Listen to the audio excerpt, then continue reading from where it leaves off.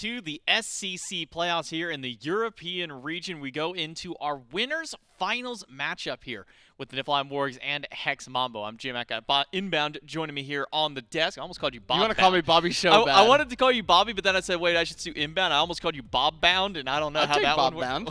Bob Bound. All right, yeah, I'm Bob Bound. We got Bob Bound here.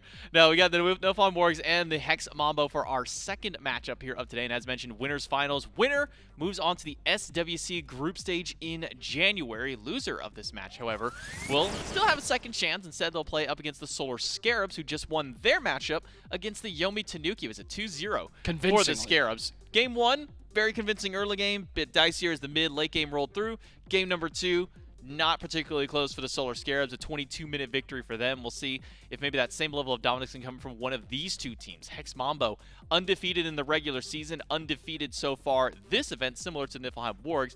Only difference is Hex Mambo 6-0 in their 3 sets so far, when Niflheim Wargs have dropped a couple of individual games. If you're unfamiliar with the two teams up here, well, shame on you. You should already know some of these big powerhouses on this one, especially if you've been paying attention to Hex Mambo, Julio, Dzoni, Rapio, Cozyx, and Spudio to round out their roster. Niflheim Wargs at Panvich, WorstTurttle, GunTTeRR, Predss, and iDavy for their team. Again, coming into this matchup here, both teams, again, set-wise, undefeated. Niflheim Wargs have dropped an individual game to both the teams that we actually saw on the lower end of the bracket. So not quite the cleanest of victories to get up tier, but still, at the end of the day, a win is a win for the team, and now they meet here in the winners finals. Yeah, and all the Wargs need at this point is just the 2 victories. It doesn't matter if they've dropped the previous games. This is the only set to make it through, and then if you lose, you're playing against that really hot Scarabs roster. So this is not a must-win, but this is a very want-to-win set. You win this, you already make it through. You lose, you have to go and win then that best of 3.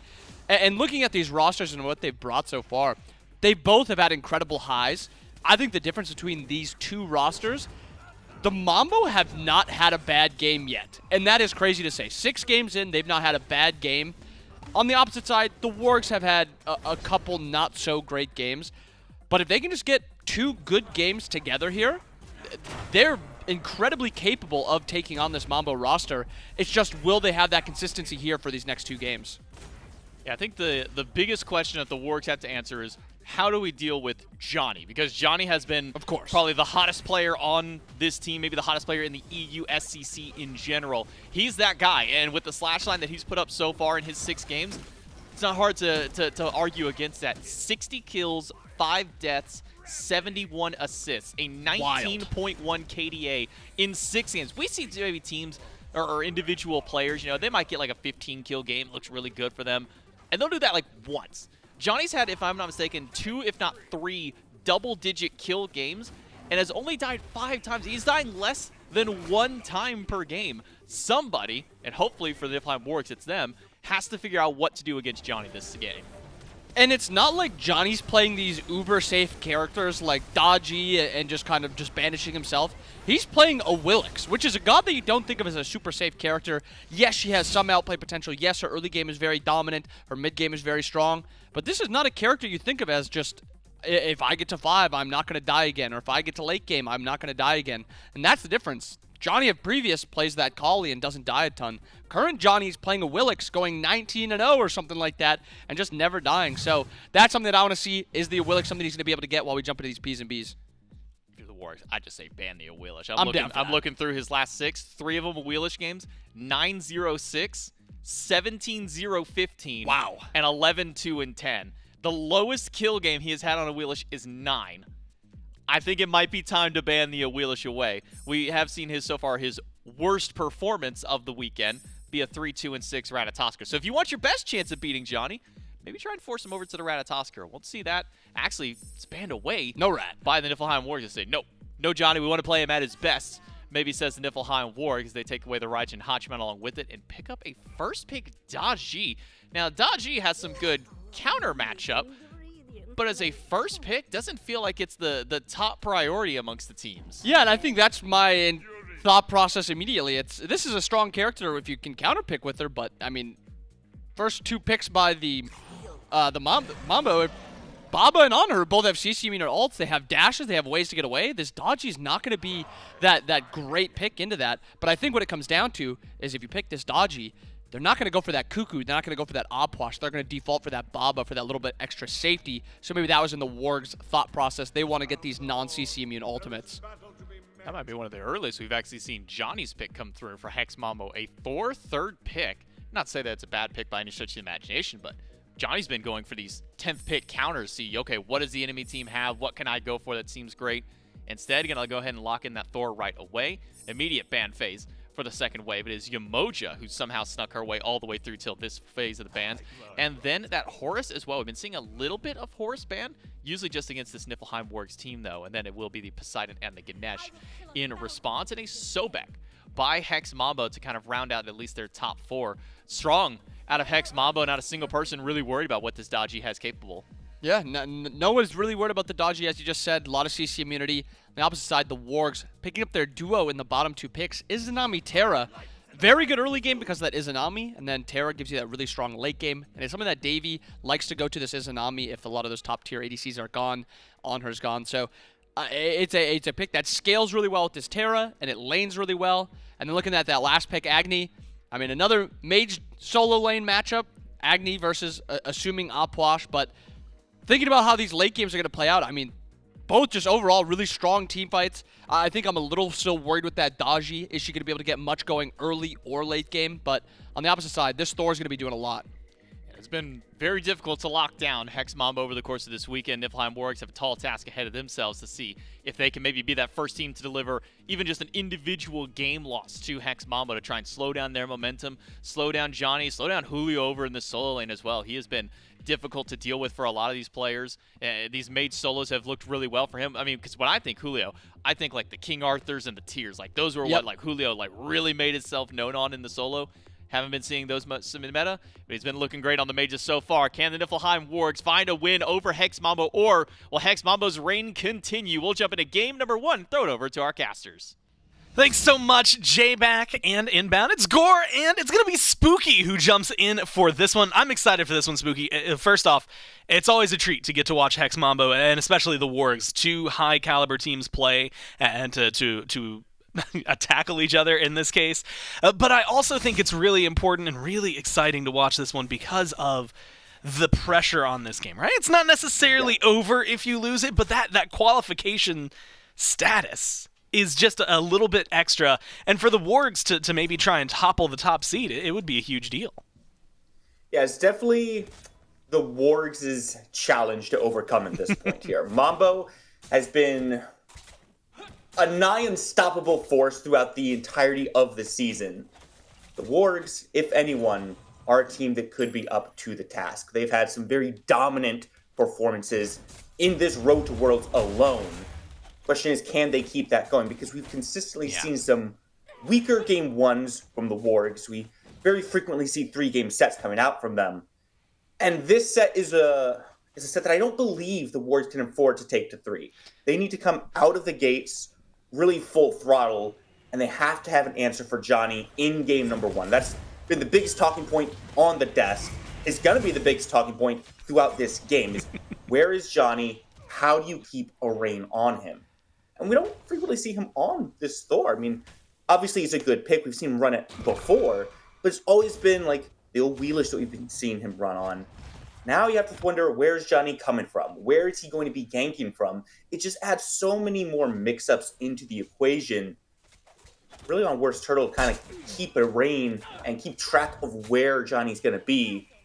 I'm interested to see where they're going to put most of their focus. Usually it's towards this duo lane, try to get them ahead, but GunTTeRR already in some trouble. Yeah, I like the damage and the aspect, the mentality from Johnny. But he needs another wall. GunTTeRR is not going the right way, though. He is going north. He needs to be running south, and there is no escape from this one. First blood goes over to Rapio. WorstTurttle rotates in. Will be able to get under the safety of his tower, but now has to be worried. An assist for Johnny. First blood into your mid lane. I mean, that is going to be not necessarily catastrophic yet, but a really big issue if Johnny's able to rotate in and put a lot of pressure in mid.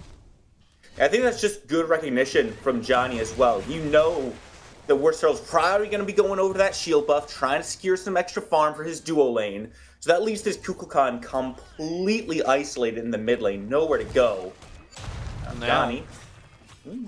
He's in a little bit of trouble. Looks like he should be fine. Yeah, the hammer's there. He had the Hammer. mana. It was getting precarious, right? A low mana count and a big rotation coming from the Wargs. And I like to see this. You know, Spooky, you were saying it, but like they need to be able to get aggressive. They need to jump into this. They need to fight. And that's what they're doing. I have not seen passive play from the Wargs so far, even though they're the ones who are down technically in kill and only a couple hundred in gold. Yeah, it's really just the first blood bounty keeping the Mambo ahead right now, but it's not the gold that's really significant at this point in the stage. It's all about momentum. Mambo is a team that loves the momentum, but they're also a team that can take things slow and play a long game and just look for better opportunities. The Wargs want to win this. I like this initial strategy. Apply some pressure, keep track of Dzoni, try to force him back into his own side, try to kill him if you can. Seeing some invades coming out from Predss, which is, as mentioned in previous games, just the Predss playstyle. You're going to be seeing him play very aggressive, very forward throughout this entire game.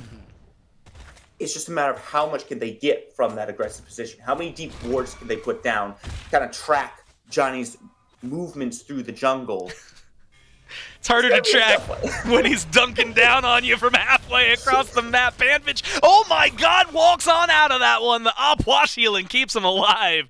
But Dzoni, as if on cue, right? You almost willed it into existence, showcasing where his prowess is. Now, WorstTurttle, left side of the map, gets aggressive. And it's going to be Cozy who's in trouble. Powwow comes out, but the chain's not connecting just yet. Finally, one shot locks in. You get the Anhur ult out of there, but you get a kill onto the Sobek. Tie things up 1-1 and show that the Wargs are nothing to scoff at. That's big for the Wargs. It's a nice little kill. Sure, it's just onto your support, but kills onto the support, those are very impactful early game. If you can delay their scaling, keep those tank items offline, they get very easy to kill the later this game goes. And Sobek, in particular, does not do well when he's behind. His primary form of engagement is dashing straight into the enemy. If he hits, great. That's probably a kill. If he doesn't, uh-oh. And the fact is, if he's behind, it doesn't even matter if he hits someone or not. If you can focus this Sobek down and make every engagement a bad one, you're looking good, but GunTTeRR looking pretty rough. Oh my god, the damage numbers right now coming out of Hex Mambo. They don't get the kill. GunTTeRR makes it out of there. Now Dzoni in a little bit of trouble. WorstTurttle goes in, but great stun, great hammer, and great backup from Hex Mambo. Punish the jungler for the Wargs, put him down, and save Dzoni. It's just so unfortunate for the Wargs that GunTTeRR wasn't able to output any damage in that fight. He just had to bail out beats immediately and get out of dodge. If he'd been able to throw a tornado, a Zephyr at Dzoni, WorstTurttle probably gets the kill. Like, that is how low Dzoni was. Unfortunately, the pressure was just simply too strong at that point. Wasn't able to find any opportunity.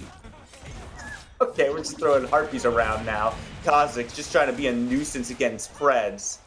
This is exactly what you're expecting, though. Look at the Wargs just continuously getting aggressive. And a great ult from Cozy. Again, in just a position to try and dodge as much as physically possible. You know, GunTTeRR throwing the ult. And that's a huge deal, right? You know, putting some pressure. First off, Predss, like, steals the green buff away, so you're kind of frustrated. You're a little annoyed. You go for the pluck. You miss the pluck. You hit a harpy instead of the Terra.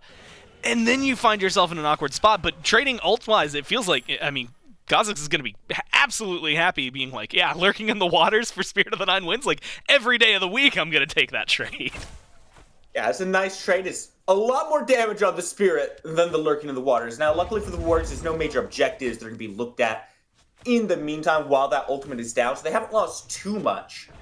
With the focus that the Mambo has had on GunTTeRR in this mid lane, I mean, we've seen him gank him a couple times already. You have to wonder, with that ultimate being down, how much more pressure is going to come his way. He doesn't have that big burst of damage. It's really his only form of safety, too. It's the only CC in his kit, aside from a slow. But Dzoni probably looking to make a return trip over after securing this shield buff for his duo lane. Mambo so far doing a very good job of just farming this map, keeping things kind of going their way in the farm department. Wargs having a lot more trouble navigating around the map, it feels like, than the Mambo. Sure, we've seen Predss getting aggressive and making those invades, but we haven't seen too many aggressive forward plays from the Wargs. We've seen mostly counter ganks coming in. and that's about it.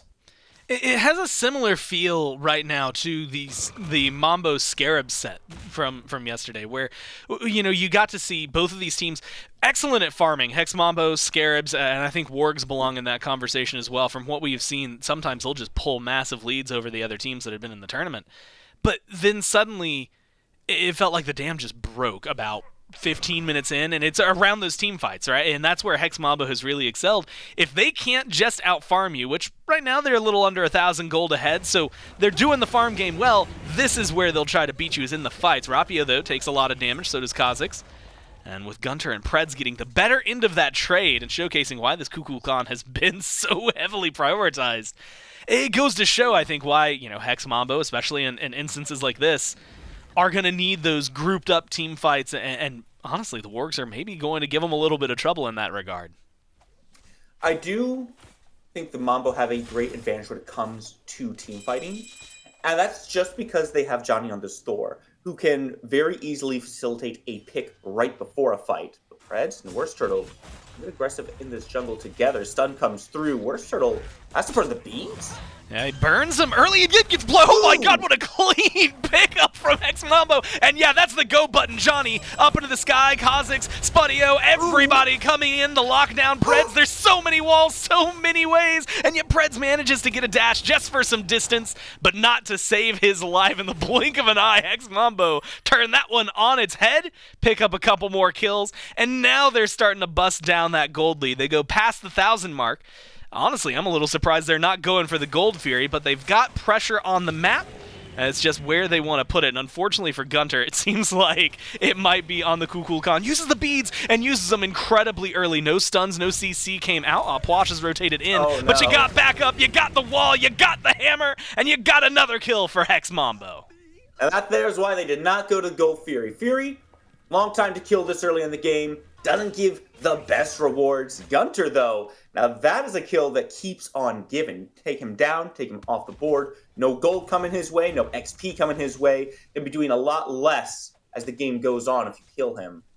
So while Mambo did have a good opportunity to go for that Fury, I like their decision to instead look at just trying to keep the Wargs a little bit farther down. Because right now, the Wargs don't feel like they're respecting the fight potential from the Mambo. We saw WorstTurttle and Predss looking to get aggressive, looking for an invade, and that's not the highest damage duo on the side of the Wargs. They're looking to try to take something away, but they're not thinking about the Mambo just simply rotating into them like they just did. There's never a situation where you get just one or two of the Mambo and Dzoni's in the air. As if to prove your point, right? You never get just one or two. You get three. Even when you find Rapio on his own, it doesn't feel like it's truly alone. Dzoni did use his ult there, and so they put down Davey, but it gives a little bit of pressure and a numbers advantage, maybe an ult advantage as well to mid, to the Wargs in mid at least. But the walls right now, Dzoni's CC, the damage, numbers onto Predss, already good. Great pluck. Onto GunTTeRR, good wall, blocks him off, but it's a split fight. Rapio taking a lot of damage from WorstTurttle. No one's coming to help the mid laner, and he's going to end up falling down. Second one on the board for the Wargs, and it's WorstTurttle leading the way now, trying to combo the ults, but just a little mistimed instead. WorstTurttle crashes down into his demise, and another one for Hex Mambo as they pick up the pace, find the rhythm of the fight they won. They have to play carefully. Yes, Sobek, Cozyx low, backs up. The team plays safe. Falls away, but they would be happy. I mean, Rapio probably not feeling too great, drops ult, drops beads, but you kill off WorstTurttle, and that is a huge control factor, I think, against the Wargs. Yeah, I mean, he's got to be happy at least trading the kill for kill there. I can't believe the Wargs messed that combo up. That is so unfortunate. But Davey, oh my Poor god, Davey. he's going to be able to get out of there. That is lucky for him. Good use of the jump over the wall, but Mambo right now is just kind of showcasing what their draft is meant to do.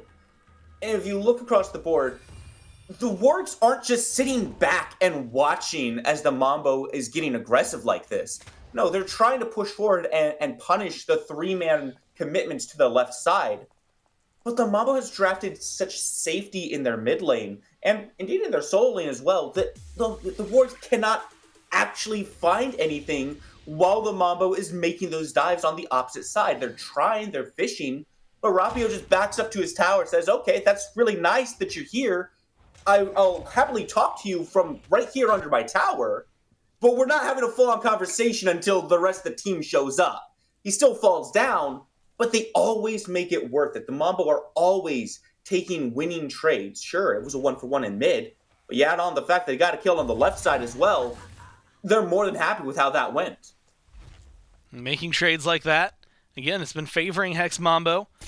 Not too much. Again, the gold hasn't gotten out of hand just yet, but it's the kills that turn into gold that changes things. Up into the sky goes Dzoni. He's not going to find the dunk, but it doesn't really matter because they've got the damage, and he had the better positioning. Now, you've got so many people on left. You get this kill. Again, it feels like an opening for a Gold Fury, but they want a little bit more. The tower goes down. If they can take down Predss, it's going to be an even wider opening. Great wall from Dzoni. Good impale from Spudio. Predss with the double dash tries to get away. Dzoni, hammer, closes it up, pluck, brings Predss back into it. You've got Panvich rotating in all the way from the solo lane, saves his support, and WorstTurttle able to pick up a fadeaway kill, and now the go button is there for the Wargs up into the powwow, looking for the chains, pulls the beads immediately, and gets a stun onto Cozyx. Should be an escape for the Anhur. WorstTurtle's getting low, though, has to play carefully. If he keeps going in, he's going to get the kill. But is he overcommitted? Rapio just on the side. It doesn't seem like he's going to be able to get there. Hex Mambo get one, but they lose a lot in the process. Wargs with some massive punish plays. That was an excellent answer back from the Wargs. Great start off from the Mambo. Cozyx just picks up Predss and throws him further into their own jungle just to isolate Davy to allow that kill to happen. But they just try to take a little bit too much. Predss is not squishy by any means. So Mambo trying to commit that much onto this Terra, who then just pops ult and delays things even further, allows the Wargs to just walk into a team that has no cooldowns available. They finally hit their stride in a fight and finally get some picks going their way. Translated easily into a Gold Fury, and that shores up the lead that the Mambo had been building. This is right back to even. WorstTurttle might be getting a little bit too much attention in this jungle. Well, right now, oh my god, the burst from Hex Mambo and Dzoni finds Panvich. Now they want to lock down this Opwash 002, and it's just a shutdown kill. You've got 4-on-1 under the tower here. You're gonna get the kill. It's just a matter of time. They knock that down. Tower is low, but it doesn't seem like they feel confident in their ability to take that down right now. GunTTeRR, Predss in the neighborhood, and that's gonna be enough. But Cozyx is lazy. Yeah, lazy back in. Gonna go ahead and play that one safe. Fall back a little bit further. Got some CC, don't know if they're going to have much going for it, but the big thing that I've taken out of this right now, Spooky, is really that despite the kill count for Hex Mambo, it's been objectives over here for the Wargs. Davy tries to keep that true, put some pressure on the Pyromancer, but now that the Wargs are falling back, you can see Hex Mambo aren't going to let anything like that Gold Fury happen again easily. No, I'm actually very surprised that the Mambo went for that kill rather than going for the Gold Fury. We normally see a little bit more objective-focused discipline from them than what we just witnessed. But Mambo, not ones to let one stumble knock them down. They are grouping up around this Pyromancer now. Expect to see them maybe start to pull this. Spudio here, you can be sure this going down. Yeah, this should be an easy burn, although you've got Predss just over the wall. And a little bit of pressure from the team. Hex Mambo secure that one, no problem. And that's going to be one runic bomb in pocket. Now a 1v1. And if there's anything that I think Dzoni would know and most junglers would recognize, you don't 1v1 the Daji. Now 2v1. You might be willing to take this one. Now you've got the numbers. Dzoni has the ult. How much do they want to commit to try and lock down WorstTurttle? And you've got some people in the neighborhood. Doesn't seem like everything. So instead, just a little bit of poke trade between the two. Yeah, WorstTurttle able to avoid that stun from the wall is really the only reason Mambo backs off there. If that had connected, you know it was a hammer over the wall. Probably Cozyx going in as well, because WorstTurttle already used the blink as well, so that wasn't available. I don't know if the Mambo recognized that or not.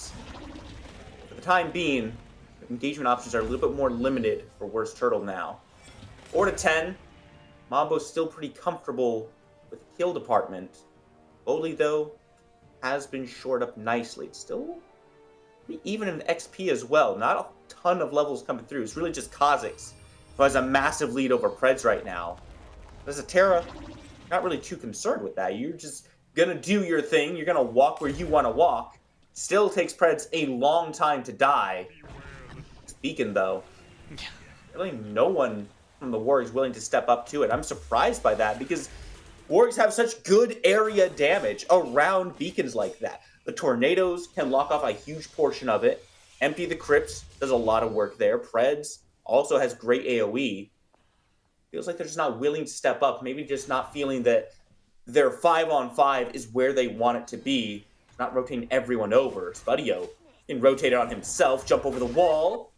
Richard Spirit should wrap it up. The Aegis does not keep him alive for very long. And that's just one more. WorstTurttle, who has currently gotten every kill for the Wargs. Yeah, 5-4-0, right? If you just take the KDA, it maybe isn't... Well, actually, I'd say it still looks pretty glamorous, right? You're dying a lot, but you're getting in there when you're 100% of the kills as well. It shows that your team is just doing a lot of work. And I feel like, Spudio wanted that Aegis to just buy a little more time. Unfortunately, now you're playing at a numbers disadvantage. You don't have Spudio for another 13 seconds, and it looks like you're not going to have Cozyx either. The Gold Fury is the primary target, but the Wargs getting low. They've been chasing the objective a little bit too long. Now, Dzoni, what is going to be the goal? Panvich seems to be the target. Immediately over to GunTTeRR, and immediately out seems to be the option for the Hex Mambo jungler. Rapio's low. WorstTurttle puts another one on the board, loses his life for it, but Dzoni takes a lot of damage. Tornado doing its job, forces him out. You've got Spudio coming in, but you don't want to just walk in one by one. And after all these trades, 4-kill lead right now for Hex Mambo. That might change in a second with Dzoni maybe overstaying his welcome. Has to hammer over the wall to get out of there.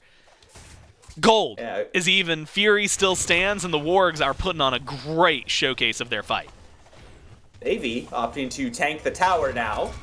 I'm actually not sure why they didn't just go right back to that Gold Fury. Yes, Predss was low. Yes, GunTTeRR was low. iDavy and Panvich were full health. Maybe just opting to take the mid-tier 1 tower down to open that map a little bit more for themselves. Gives them a little bit more freedom to move through this map, which does make future Furies a little bit more easier to access as well. GunTTeRR finally starting to come online a little bit in that last fight. Able to finally find the damage that they picked this Kukulkan for. It's been rough going for the Warriors to actually find the value in those tornadoes. A lot of them have been used for self-heal. Now the Mambo turned to this Gold Fury, this Primal Fury, I should say. Wargs not willing to give it up for free. I like the presence from the Wargs. Honestly, both of these teams have had really good call and response in a lot of these engagements. As you had said, like the Beacon was the one that was so weird that we got all 5 members of Hex Mambo and there were just 2 Wargs kind of watching passively from the mid tower. Instead, now you're seeing these massive groupings. Everybody's really over on left. It feels like WorstTurttle, 6 kills out of 7, it makes sense, is a lot of this team. And so if WorstTurtle's around, things can get a little more dangerous. Pyromancer started up by Hex Mambo, and it's going to be danced around. But I like the way, again, that they're playing this. It's patient, and they're trying to force a mistake or find their opening. Julio's on the side, getting a little bit of poke between him and GunTTeRR, but taking more than he's dishing out. And it seems like this Pyromancer might fizzle while these two teams stare each other down. The thing, these poke wars do favor the Wargs. Because they have this Terra, they have this out-of-combat healing. Every small skirmish that you take, but you don't finish someone off, that is a trade in favor of the Wargs. You have to do a lot of damage to make it worthwhile. Right now, GunTTeRR's just putting out a little bit more than Julio's able to poke out, a little bit more than Rapio is able to. Sure, they did do some good damage to Predss, but he's full health now. Pyromancer, secured by the Spirit of the Nine Winds. Excellent shred from the Wargs. Excellent discipline. They're very clearly showing they're not all that concerned about WorstTurttle having most of the kills. They're not concerned about how this game started. They're here for the game now.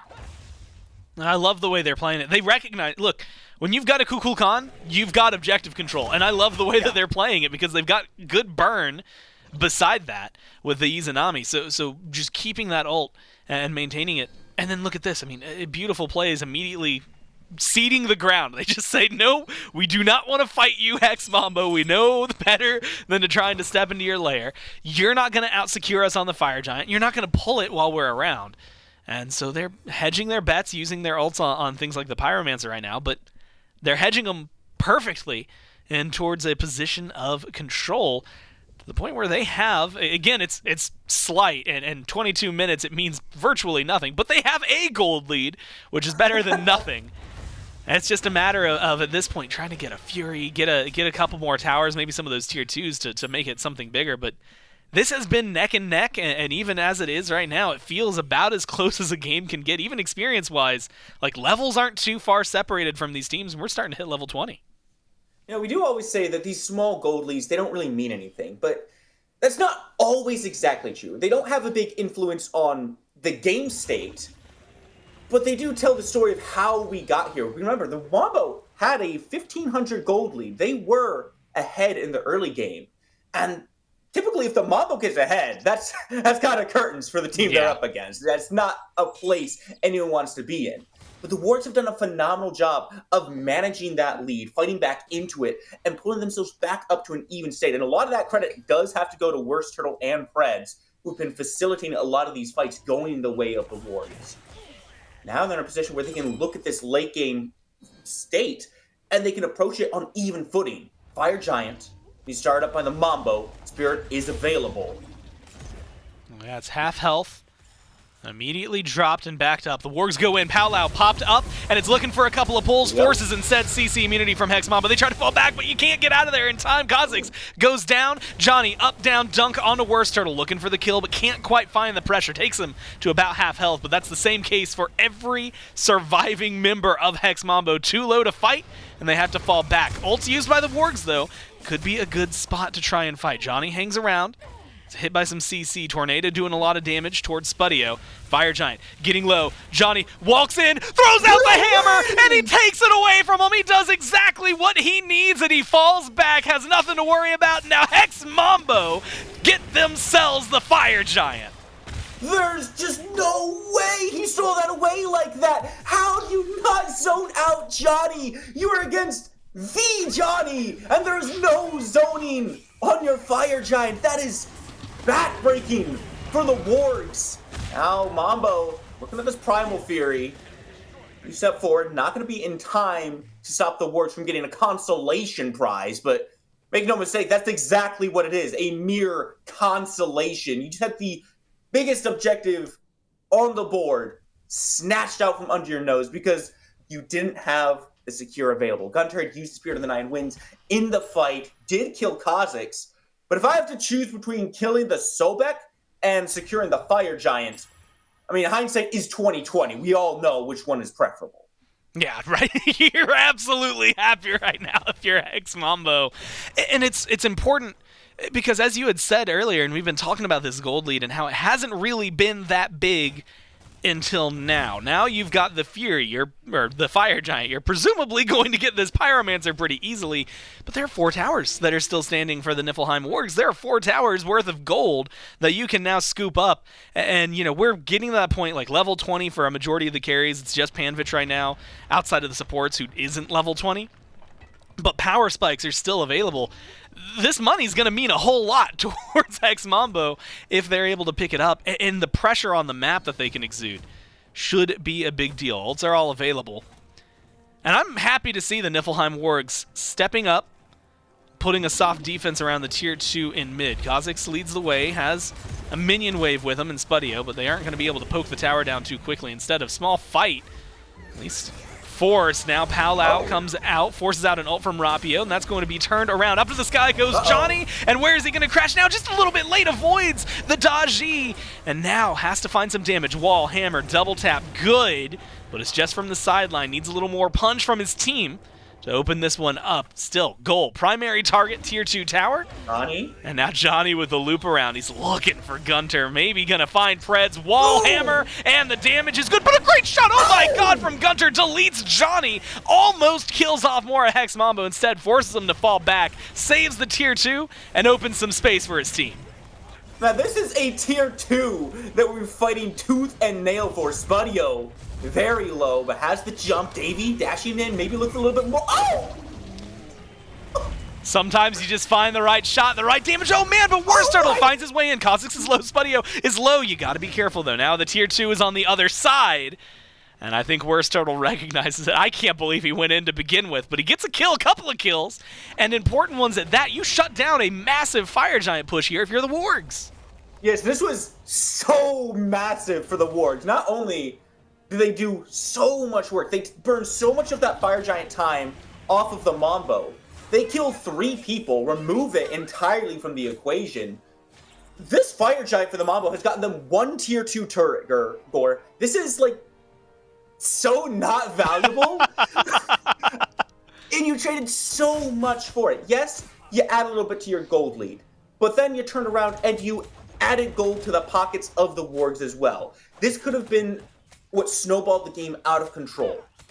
While the gold lead is pushing towards 5,000, the fact that we're 28 minutes into the game, you take a look at the builds, the items everyone has, the gold lead is almost non-existent at this point. We're looking at relics being upgraded, we're looking at some pots coming through, finishing up the final touches on your build.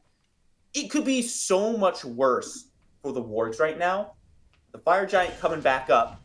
After that fight, the Wargs have to feel like they can step up quite comfortably into the Mambo. They can still take this fight. Has to be careful. They had that 6th point of damage that entire fight. That tower was doing some extra work on them. But the fact that GunTTeRR can just delete anyone he hits with the Spirit of the Nine Winds, that's your win condition right there. That's the ever-present threat as the game gets later and later.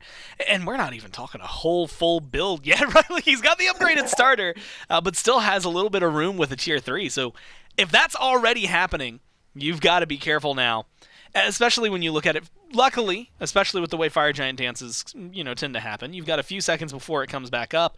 And then we're talking how long until relics, and the longest one that I can see, 60 seconds there for Predss, but in terms of safety, it's Julio waiting 40 more seconds for the Aegis, right? And you're going to have that time. You're going to be able to find the reset. So the next fight we have feels like it should be pretty even, and it feels like it's going to be around an enhanced Fire Giant at that.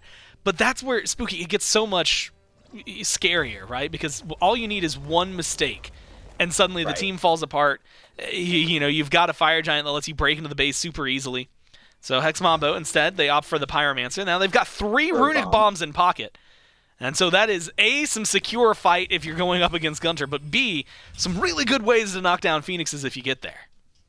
Yeah, I don't expect we'll see these bombs used on the Fire Giant. I think they're definitely going to be used on the Siege afterwards if Mambo secures it. I'm going to go ahead and start this one up. Wow. Wargs in position. Oh, no!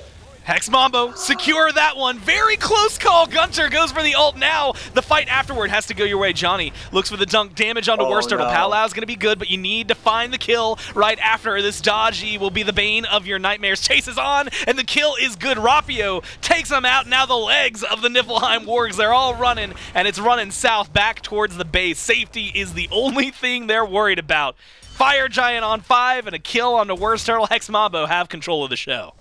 That was just so easy for the Mambo. The Wargs didn't contest at all. They didn't try to pressure the Mambo. They simply tried to go for the steal, and you can't take those 50-50s. It doesn't work out. Now they're on a full defense, only 4 strong. WorstTurttle not in the equation. Here the 9 Winds also down. Could be a tough one, and the Mambo are going to go forward. Like you said, it's going to be difficult. They did use their runic bombs. They don't have anything to knock it down in terms of huge bursts.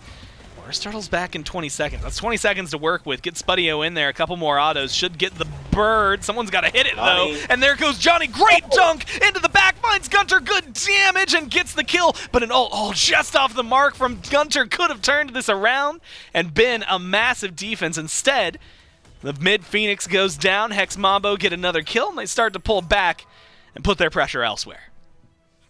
Man, that's just tragic for the Wargs. They looked so good throughout this game. But that one Fire Giant, it's like you said, Gore, one misstep, one mistake can cascade into just a series of disasters.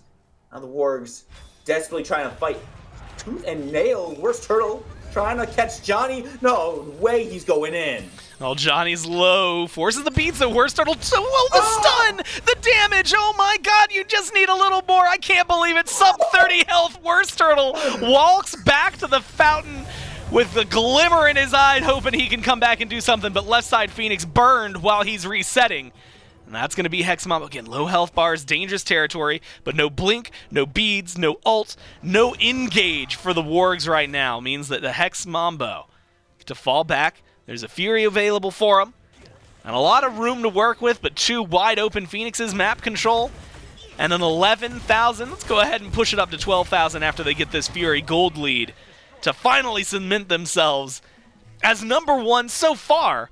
But these defenses have been nothing to scoff at. Yes, the Wargs have lost 2 Phoenixes so far, but Spooky, GunTTeRR and WorstTurttle are putting in so much work, and it is frightening how close they are to shutting down Hex Mambo. They're very close to shutting down Dzoni in a lot of these fights, but the problem is that they're committing so much onto this Thor. He just looks at them and says, okay, I respect that you're trying to kill me. I'm going to walk back to my team now. If you follow me, you're gonna die. And they keep following him. They keep going in and trying to chase into these 1v4 situations. WorstTurttle has done so much work, and a lot of it has been himself facilitating those kills. But now is the time where you have to rein that back in. You can't keep trying to be the playmaker in this situation, because you're up against 5 people with the EFG, a massive gold lead. And while we have talked about the fact that we're looking at final builds at this point, there are still power pots to be looked at, elixirs that are coming into play. You are no longer in a situation where you can be the one making those plays. You have to have your team right there behind you to back you up, and the Wargs simply were not there on WorstTurtle's last engagement. It was a little bit too much, too fast, and on one hand, you have to make something happen. You can't passively sit around and wait for the Mambo to bring this Fire Giant to your Titan. On the other hand, you have to wait for the right moment to make it happen, and that's the balance the Wargs are struggling to find. Well, they've done a great job here. I should say, Hex Mambo, that is. That was a beautiful Fire Giant compared to the one prior, where not a whole lot got done. I think that, prior to that, we saw a Tier 1 in mid, a Tier 2 in mid get knocked down. This time around, you get 2 Phoenixes, you get the Tier 2 in right, you strip the jungle of every major objective that's left, and as you had mentioned, I see a 3k pot there for Rapio, just waiting to be used, tons of wards in the inventory. So this next Fire Giant has a lot of weight on it. Advantage heavily in favor of Hex Mambo right now, but the Wargs have shown secure, can go their way pretty easily just because of the one ultimate they have, but also teamfight damage. It can be scary if WorstTurttle gets around to the back. Predss immediately goes in, goes for the ult, and WorstTurttle, speaking of which, goes for the 1v1 on Dzoni. Now up into the powwow, looks for the pull of the chains, instead pulls some beads, and that should be a good engage. Wall damage, good onto Predss, but he gets out of there. Can't believe it. Dzoni up to the sky, dunks down, finds the kill, and picks up the first one of this fight. Has to fall back himself, though. Low health bar in the red, forces him to fall back to base. But now a numbers advantage, 5v4 in favor of Hex Mambo. But for how long? The Warriors have to send someone back to base as well. Their mid-Phoenix has come back up. They have to make sure that doesn't get knocked right back down. And their Titan is already taking damage from those Fire Minions on the left side as well. They can't stick around the Fire Giant. They have to pull back as well. All they've done is delay things, but it's a valuable delay where it keeps their Phoenix back up, alleviates some of the pressure on that Titan. They gotta get back fast if they want to make any use out of it, and no, it's just not gonna happen. No, it's a Fire Giant from Mambo. That becomes a dangerous spot, because like you said, now you've got a weakened Phoenix.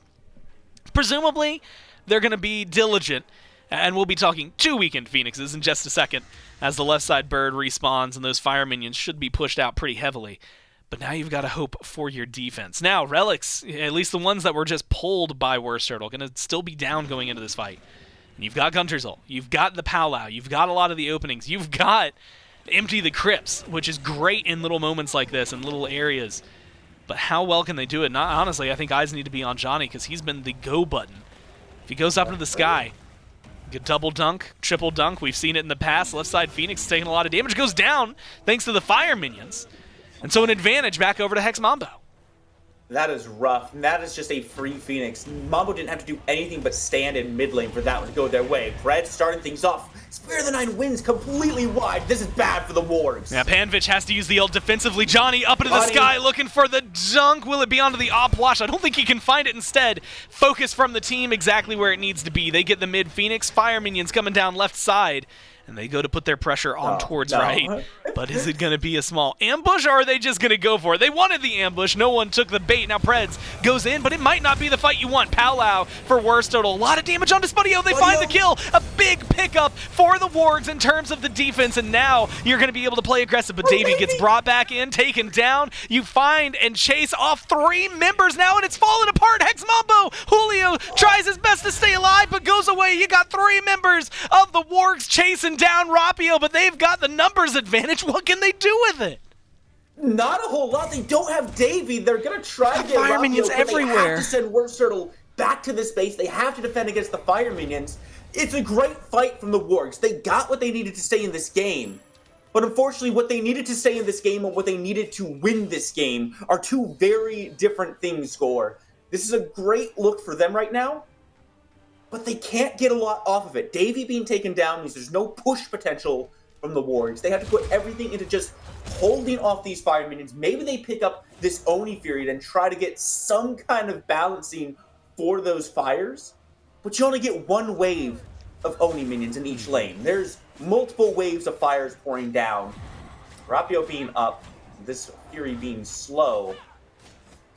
I don't think we'll see too much coming out from Mambo. They won't be looking to try to steal this one away. But this is all they get here, Gore. It's just delaying the inevitable.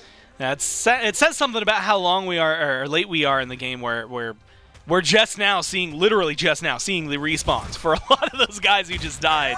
Took a long time to get there. But it showcases, I think, what you had said and kind of highlighted, but with Spudio being killed off sooner in that engagement, right? It allowed, yes, Dzoni, Julio, Cozyx are coming up a little bit later, but you suddenly have a 2-man defense instead of just Rapio. You've still got 3 tier 2 towers standing if you're Hex Mambo. So you had that buffer, as you had mentioned, to make sure that that fight does not go the way you want it to. In a million years does it go the way you want it to if you're Hex Mambo. But you had enough of a wiggle room to make sure, yeah, you get to survive to see another day. Now we're in this conversation. Again, gold. Is it even worth mentioning, like you said, power pots, wards, probably the most important thing right now. But it's going to be this Fire Giant, and they still got a minute and a half before it's on the board. Rapio technically still has it around his belt to use if he's so pleased, but not much you can do to get aggressive if you're Hex Mambo, which is maybe the best news. As you had said, the Wargs trying their best to delay the inevitable. This is going to let them get at least the Phoenixes back and allow them to put some pressure in there. But do you think, are they in a spot? How far can they push these up, feel safe, and can they step up to this next Fire Giant? Well, with the way they're positioned right now, no, they cannot. They're on the opposite side, and I don't think they get back to the Fire Giant in time before it gets simply shredded down. This might be 5-man push they're looking to try to do. Nope, they're going to start their recalls. What are they? I'm actually not sure what the. Are they trying to base race? They might be, but that's an EFG that's being looked at. Phoenixes are down for the Wargs. There's no world in which they win a base race there. Then they just have to back up and hope they're fast enough to get to the EFG before it gets shredded down. Mambo already in position. They're probably wondering where the Wargs are at this point. Like, look at their position. They're trying to find out where the Wargs are in their jungle. The Wargs have to be very careful. There's wards all over that side of the map. The Mambo will know they're coming. Wargs have won a couple defense on the Fire Giant already. Might just be hedging their bets and trying to win another. And it will. I mean, at this point, it just has to be, right? The Fire Giant on all 5 of Hex Mambo. And I have to give them credit, right? They didn't necessarily get too much done on that left side, but they pushed up the minions so far that they haven't had to worry about it. Left side Phoenix, back up and available. Mid Phoenix, back up and available. They definitely played it a little close. There was a moment where maybe things could have gone wrong for them. But instead, we're living in a different world. Relics are up for everybody. Ults are up for everybody. The only thing separating these teams is, well, about, what, 24,000 gold and an enhanced Fire Giant for Hex Mambo. But we've seen right now the gold again, and I have to hammer this point home. It's a massive amount in favor of Hex Mambo. It does not mean anything if the Wargs are able to hit some of the clean ults. And I'm looking at GunTTeRR because it feels like that's the primary defense right now. Yeah, it's going to be so tough, even with that Spirit of the Nine wins, because Mambo have 2 runic bombs they can just drop on these Phoenixes. A bird will fall down. It will fall down quickly. How much can the Wargs push back in that time? They have to be able to punish the step up. It's going to be Spudio dropping those bombs, so not the safest person to get forward onto that Phoenix. Mambo going to have to make sure they're facilitating him, and with this Kukulkan, they have a lot of wiggle room, but look at the mid lane. It's already being taken down. Pressure from the Mambo is good. Still standing for now. WorstTurttle up into the powwow, looking for the chase, misses the shots. Dzoni, great jukes, avoids that one. WorstTurtle still gonna live, but you get a huge play there. Now Dzoni heals up in the jungle, has the Fire Giant to boost him. That is a great pull, but it's only the ult right now for WorstTurtle. That goes down. Relics still available, and I guess technically you lose out on your item proc, but otherwise, you're in a great spot for Hex Mambo to still aggress. Not necessarily worse for wear if you're the Wargs. Yeah, this is still a very manageable defense for the Wargs, and take a look how careful the Mambo is playing this. They know they have EFG, but they also have a good memory of how these last few sieges have gone. They know they can't step up carelessly into the Wargs. It's not a position where they can just run forward and start taking things down. They have to find their opportunities. Keep your eyes on Cozyx, keep your eyes on Dzoni. Those are the 2 opportunity makers on this team. If they can find a pluck or a dive, that'll break everything wide open. Well, WorstTurtle, he's looking to break it wide open, goes for Dzoni, great hammer, great stun. Oh my god, the save from Julio kills off WorstTurtle. What a play from the solo laner to keep this one going for Hex Mambo. Now the chase is on. Another double stun from Julio. Empty the crypts, comes up. WorstTurtle, yeah, the powwow's there, but you're dead for 60 seconds. Predss, Panvich, they'll make it back to the base, but you're surely going to lose your Phoenixes here. Left side goes down mid. Under the eyes of Julio and opened up. Hex Mambo, crack this base open one more time. Man, that's just... It feels desperate from WorstTurtle. He knows he needs to kill Dzoni. He knows that can be the tipping point. But he just goes too far. And Julio has constantly been by Dzoni's side, making sure that this dive onto him is never a 1v1. Because you don't win the 1v1s against Daji. Now Mambo need to win this game. 1 Phoenix left. It goes down. 1 more push is all they need. Predss, oh my god, deleted. This should be a dunk and kill from Dzoni, and it will be. You've got Panvich, GunTTeRR, 15 seconds for WorstTurtle. How much damage do you got, and can you put it in the right place? He's still got both bombs, but low and can't believe it, but he makes it out of there alive. Everything was starting to look a little black and white, but he sees everything he needs. Instead, it will be the retreat. WorstTurtle respawns. The Wargs have just too much for Hex Mambo to feel confident taking down the Titan. Instead, it's going to be the retreat, reset, Pyromancer, and then figure things out from there. Not a whole lot of room to work with, and you're going to need another Fire Giant if you really want to crack things open or maybe end this game. Or it is wild to think that this situation all started, let's say, 20-ish minutes ago when Hex Mambo just steals a Fire Giant from the Wargs. That's what this boils down to. That's what stopped the Wargs from finding their momentum. That's what gave Mambo their first significant lead. And while they didn't get a lot off of it, it's been steadily going Mambo's way ever since that point. Wargs are tenacious. They don't lie down. They don't roll over. They've been fighting back consistently. Even now, WorstTurtle hunting for Dzoni in the jungle. It's a risky play to make, though. Blink for hammer is not the best trade. No way! Yeah, he goes for the dash, goes for the powwow, now has Dzoni, forces him into the sky, but you've got Julio for a little bit of help. The dunk is going to land, it's going to connect. No, it's just a bomb for now. Damage is there, and you got a little bit of backup, but Julio doesn't necessarily need it. It's a great, great combination from Hex Mambo. And like you said, it's another case, WorstTurtle. He goes in too deep, he goes in too far, he overcommits thinking he has the 1v1. But Hex Mambo don't play in the 1v1s now. You got fire minions in base. Good defense is going to stop that from happening. But this enhanced Fire Giant is Hex Mambo through and through. And it's always Julio, just by Dzoni's side, dropping those bombs, making sure that no one can really finish the job onto Dzoni. We talk a lot about Dzoni throughout this game, but the fact that his team is so willing to play around him and facilitate him is a big reason why the Mambo are in this position now, looking for their final push to win this game. They're in a great spot.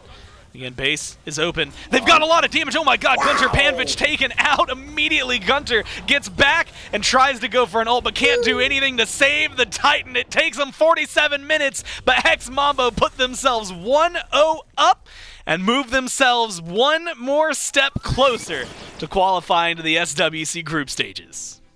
Now, despite how that late game did look so heavily in favor of the Mambo, I think this has been the closest match we've seen for the Mambo, and there was real potential for them to lose until that Fire Giant gets stolen away, and then everything just starts trending their way. And even then, the Wargs still have so much fight back, consistently taking fights. Even if they weren't favorable, even if they did end up losing a lot of their base for it, the Wargs never backed down. And I think this could very well be a 3-game set if the Wargs keep up this tenacious mindset. Yeah, I think it's a Hex Mambo win, praises through and through, but my god, there's no reason, no other team has drugged them out to 47 minutes, so it is good defense through and through for the Niflheim Wargs. We'll see if they can turn that defense into a good offense in Game 2, but for now, we're going to kick it to a quick break.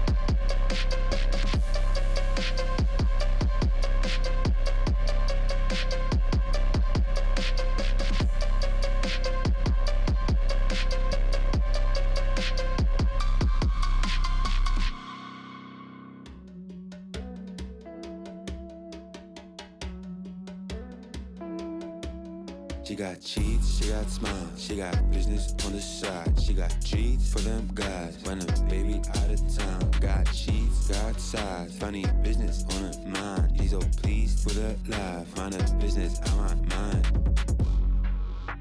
Have a treetop, swinging my visa, put up a cool. With the party, sipping her coffee, epic up. With a clear eye, she too weird, I like a tattoo. Then it funny, but I wonder, hey, how many times can you say no winning and true? How low can you go to get back in your one baby boo? How low can you go? I wanted some land, I wanted some nigga move. But you on the train.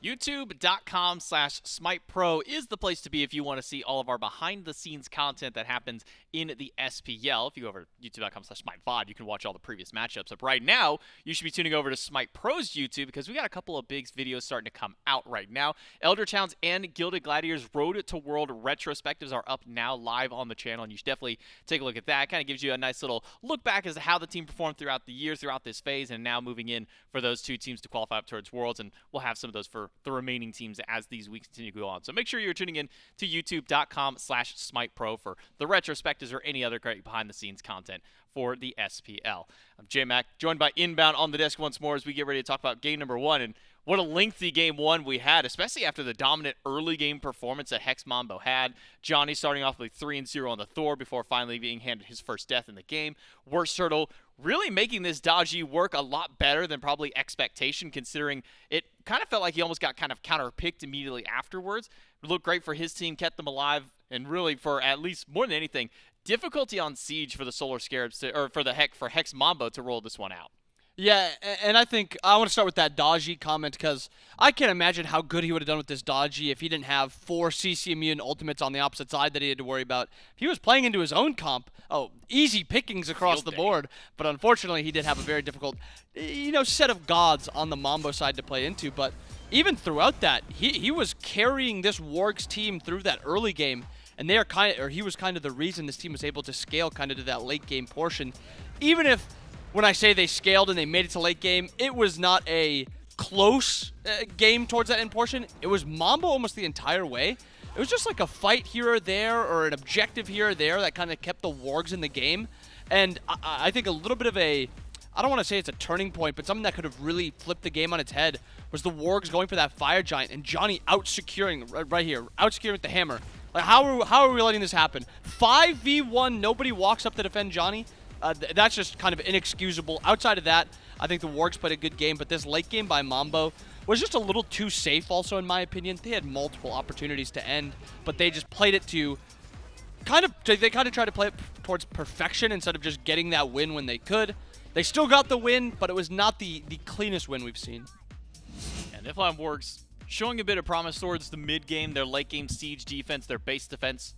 Really working out well, and maybe that's a product of the double mage composition that they had with them, the Opwash, the Kukulkan really able to keep minions out of base for as long as possible. WorstTurttle on the dodgy, starting to really break up these team fights a little bit against Hex Mambo, but at the end, the lead was just a bit too massive, and Hex Mambo maybe realizing 47 minutes in, we've got 2 mages, a late game Anhur with crit, and a fairly tanky support. Maybe we can just walk in and eventually in this game, Hex Mambo do so, but again, maybe could have been done a little bit sooner. I don't think we need to be pushing 47 to 50 minutes in the game with that strong of a lead before they can siege in. We'll see if Hex Mambo can keep up their charge, though, or will Niflheim Wargs turn things around and tie up the set. We jump into picks and bans here for game number 2. Niflheim Wargs on that first pick spot for themselves. Curious to see what they maybe go for a draft for this time. Thoth has been such a prevalent thing. We've seen him kind of pop up for first pick. Wouldn't hate the dodgy again from the Wargs, but maybe see what Hex Mambo is drafting along with it to try to maybe counter-pick against it if you go that way. Yeah, and again, I think it kind of comes down to they wanted that dodgy in that first pick slot so they can at least guarantee the Mambo not taking the CCM or the non-CCM ultimate gods like that Thoth, the Cuckoo, the Opwash. And again, they're running with that dodgy again, and they really just want to keep Mambo off of these non-CC immune ultimates. They want to get them, take the Tiamat, take the Hachiman, that's fine, we don't care. We'll take this Cuckoo that's available, we'll take this Opwash that's available, because that is something we can pick, and there's no counter with that Daji. So it will be a Hachiman and a Tiamat for Hex Mambo, so some immunities in their ultimates, but instead, might not even be going for some of those options that you were calling for. Anhur and Horus will be the drafts now. We've been seeing a bit of Horus ban up against the Niflheim Wargs team. That's now true. Getting to see what the Wargs are capable of with this pick. I think interesting to see where this combination of Daji, Horus, you know, one being able to pull people in Daji, and then Horus being able to transport your team across the map. And then Dzoni with this third pick, this Awilix that we've already talked about a ton, and he's getting it into a pretty favorable matchup. Anhur's forcing that jump a lot. Horus can get pulled out of the 3. I mean, the Mambo 4, that is a strong 4. But I mean, we saw the Daji last time. We counted out the Daji a little bit. And then, I mean, the bottom 2, Poseidon is an incredible solo laner, and he's kind of been pushed to the wayside in favor of other gods. And this Cuckoo is something that we've seen this entire weekend that's looked very, very good. So still we'll have the double CC immuneless gods in the mage. It's been Poseidon and Kukulkan this time. Gotta mention, though, that Poseidon really hasn't got a whole lot of time this weekend to play. A lot of teams recognize the strength of this mage and have been banning him out, so we'll get to see what Niflheim Wargs can do with that one in their solo lane. Final answer here for Hex Mambo is going to be the Kuzenbo. Gives you a couple more options to try and give that Awilix a little bit of extra help, though. From what we've seen out of Dzoni, doesn't necessarily feel like he needs a lot of help to be able to get those gravity surges back off. Yeah, and looking at this Mambo comp, it is pretty clean through and through. It has a really nice dive to it. The early game is good. The late game, they scale very well. There's not a ton of weaknesses in what this Mambo comp wants to do. I think the only thing you kind of look at is the backliners do need time to get online. Tiamat, probably one of the worst early game gods, need at least level 15 before you can actually become an effective god. And then Hachiman on the opposite side, he's a hunter. He needs his items. He needs levels. That's how he's going to do his stuff. So I think that's like the only real worry I have with Mambo. Also, no objective secure, but overall, Mambo going to be diving. Well, we'll see if Mambo does continue the dive. Can they close this out, have an undefeated qualification to the SWC group stage, or will Niflheim Wargs put a blemish on that record? Let's jump into game number 2 with our casters. Thanks so much, J-Mac at Inbound, and the Wargs are looking to put a blemish on that record. We'll see how capable they're going to be. And it does feel like, you know, Spooky, last game, even though they were on the back foot for a majority of it, there were a couple of plays, whether it was too safe from Hex Mambo or just good plays all around coming in from the Wargs. There were a lot of moments where it feels like it gave them a breath on the Mambo to suddenly be able to get aggressive, right? Knock down towers, etc., etc. Now you go back to the Daji, you go back to the the Kukulkan. Wow, some real old SMITE just came through really for me. And the Poseidon who gets locked in. It feels like you've got, you know, the secure ults on lock. You've got the damage on lock. And then you get Predss on this pick that's been banned from him, and the Horus a whole ton. Davy now onto the Anhur. I like the adjustments that the Wargs have made coming into this game.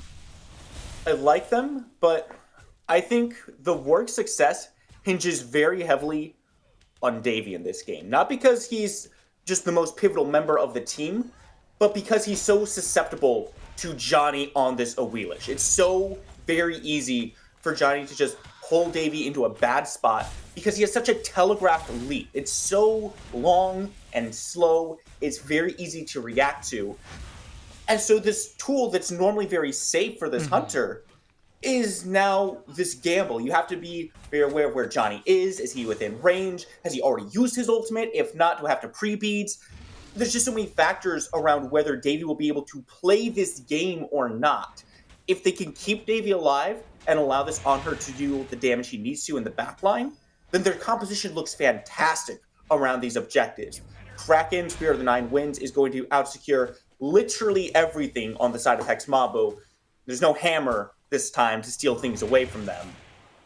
It's just a matter of how can they play this draft. They have to be able to facilitate everything around this. Yeah, there's no hammer, but if I'm remembering, like, the KDs that J-Mac had given, it was like 7-0, 17-0. Like, yeah, so it's like, hey, you don't have to deal with a hammer, but you do have to deal with the fact that Johnny's going to just, like, run your team down.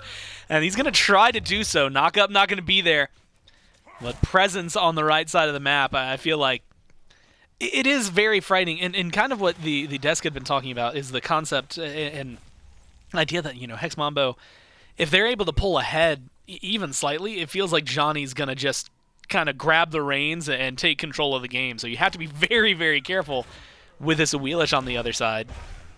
And otherwise, that's, I think, really where the pressure point is right now. It looks like otherwise everybody's going to be hands-off, more or less just hanging out in their lane.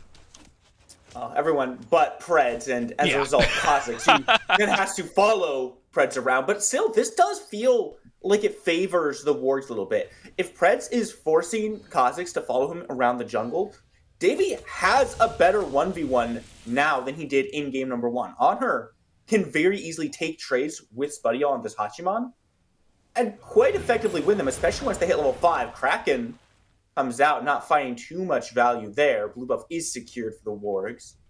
Mambo just taking a step back, and honestly, I think they're pretty comfortable with that, knowing the Kraken is offline now. Yeah, it gives you a nice little opening. It is nice to see if you're rooting for the Wargs here. Panvich hits level 5 first, right? Shows the farm game over Julio. And at this point, I'm watching the junglers as well, because I feel like Powwow, which just came online for WorstTurttle, so a little bit of a lead there over Johnny, could be a huge deal. And more importantly, we've been seeing Johnny kind of hang out towards the right-hand side of the map. Shield buff last game felt like it was the prominent portion of the fight. Spudio jukes out away from some damage there. And really what we're seeing, I think, is a little bit more trust right now, right? WorstTurttle recognizes that Johnny is going to try, and I'm not going to say like counter jungle him, but counter jungle him, right? Like he's going to say, okay, cool, you want to put pressure there? I'm going to be over here. Good luck to you and your team. But now you've got, if you're WorstTurttle, a duo lane that can find some pressure, although, of course, I say that. They're pushing their tier 1 tower. You got a mid laner who is going to be going mostly neutral, it feels like, with the Tiamat. So it feels like you've got a little more to work with, I think, right now if you're WorstTurttle. Yeah, and I think that's very good for WorstTurttle as well, because he's been so aggressive in the match so far. He's looking to start these fights. He wants to find opportunities to catch Johnny in his jungle. If you can then get pressure in a duo lane, and allow them to rotate into that jungle with you, that's the big piece that was missing in most of WorstTurtle's fights in game number 1 there. He just didn't have the backup that he needed. And whether it was because he was going in too soon or just because the team didn't have the tools to get there, you can argue either way. I think in this case, the Wargs have taken steps to mitigate that problem. Even Panvich on this Poseidon has a lot more follow-up, able to rotate around the map very quickly with that extra speed. Predss has found Johnny in the jungle. WorstTurttle is looking for it. Yeah, could find a lot of damage. Again, Daji. Later the game goes, that would have been a kill. Now it's just going to be a little bit of poke towards Johnny. You've got Julio and now Rapio to match out with Cozyx coming up as well. You got the whole crew coming for the blue buff. Predss is going to lead the way. Blue gets secured and stolen away by the Wargs. So now it's going to be what kind of fight can you have? Kraken comes out, Tornado, a lot of damage. Powwow looking to pull him in, and it's going to connect here with a great shot from GunTTeRR. And first blood to the Wargs off of a massive combo in the ultimates. That's what we were looking for in game number 1. It took them a little bit of time to get there, but they finally do find that combo. And across the board, Wargs are taking winning trades. iDavy takes away the purple buff from Spudio. And look at the gold. It's already Wargs with a comfortable lead 6 minutes into the game. This is the Wargs. They might have a slow game 1. They might drop game 1. But in game 2, they always show back up. And they always show you why they are the team that they are. Why they're the force to be reckoned with. Wargs right now have changed their draft. They've gotten themselves into a better position to deal with how the Mambo wants to play the game. Said, okay, if you want to take things a little bit slow in the early game, fine. Let's pick up the pace. We'll put the pressure on and see how the Mambo answer back. And so far, it has not been great responses from the Mambo. Right now, it's the question at this point of how they're going to respond to anything. Like you said, gold lead starting to balloon for the Wargs. And when they have this amount of secure, it feels like they've got a good amount of burn on their team as well. So, we were talking to Gold Furies last time, Hex Mambo, with a lot of openings and opportunities to maybe go for it. But now, you've got, it's just a single kill. Maybe I'm getting a little ahead of myself. But you've got a kill lead. You've got a gold lead that is substantial at this point. and you have, I feel like, the secure pressure. So I think pressure on the left side of the map and going for a Gold Fury, not too outlandish, unless something goes wrong, and Johnny's going to try to make something go wrong here, is waiting, and Cozyx with a great position catches Davey out right after the leap. Johnny somehow manages to avoid some of the damage from GunTTeRR, and now is trying his best to avoid the pal-out, forces the beads, but gets out of there with a kill, and it's on to the carry to boot, so it feels great for Hex Mambo. GunTTeRR is warmed up on this Kukulkan gore. He is landing these spirits now. That was a big chunk of damage. Any later in the game, Johnny just dies to that one there. Fortunately for the Mambo, it's not later in the game. They're mitigating the pace very well. They're managing things. Start up the fight, force out Davey from the fight very early on. I like the play from Johnny. Make Davey feel safe to jump, and goes right into Cozyx's waiting jaws. Another blue buff goes the way of the Wargs once again. Mambo just cannot secure these camps right now. Davey going to get very aggressive. Doesn't care if he's at a health disadvantage right now. He knows the trades he can take. Pushes Spudio back. That's an ultimate off the board. He's now WorstTurttle as another target that he can look at. Bead's still available for Spudio if he makes the rotation, but that's a long cooldown. Wargs right now. Another rotation here to Davey. Could spell some trouble for the duo laner. I like seeing, yeah, he immediately falls back. He knows better. He's got the game sense covered. I'm actually surprised to see. So it felt like there was a moment, and you know, maybe it's just because, admittedly, this is when you're playing the Anhur for, right? Like, you're playing him for this mid-game power spikes. You should be able to out-trade, out-box.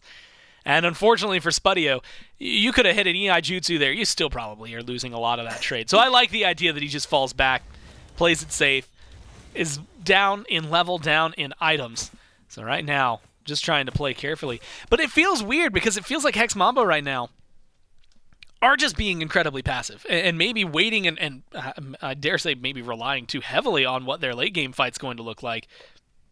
Because we're still talking 2,000 gold in favor of the Wargs, and while it's plateaued, and so far isn't necessarily climbing up anymore, 2,000 at 10 minutes is a really good amount to have, and it's a good way to kind of exude some of that pressure onto the map and onto the lanes.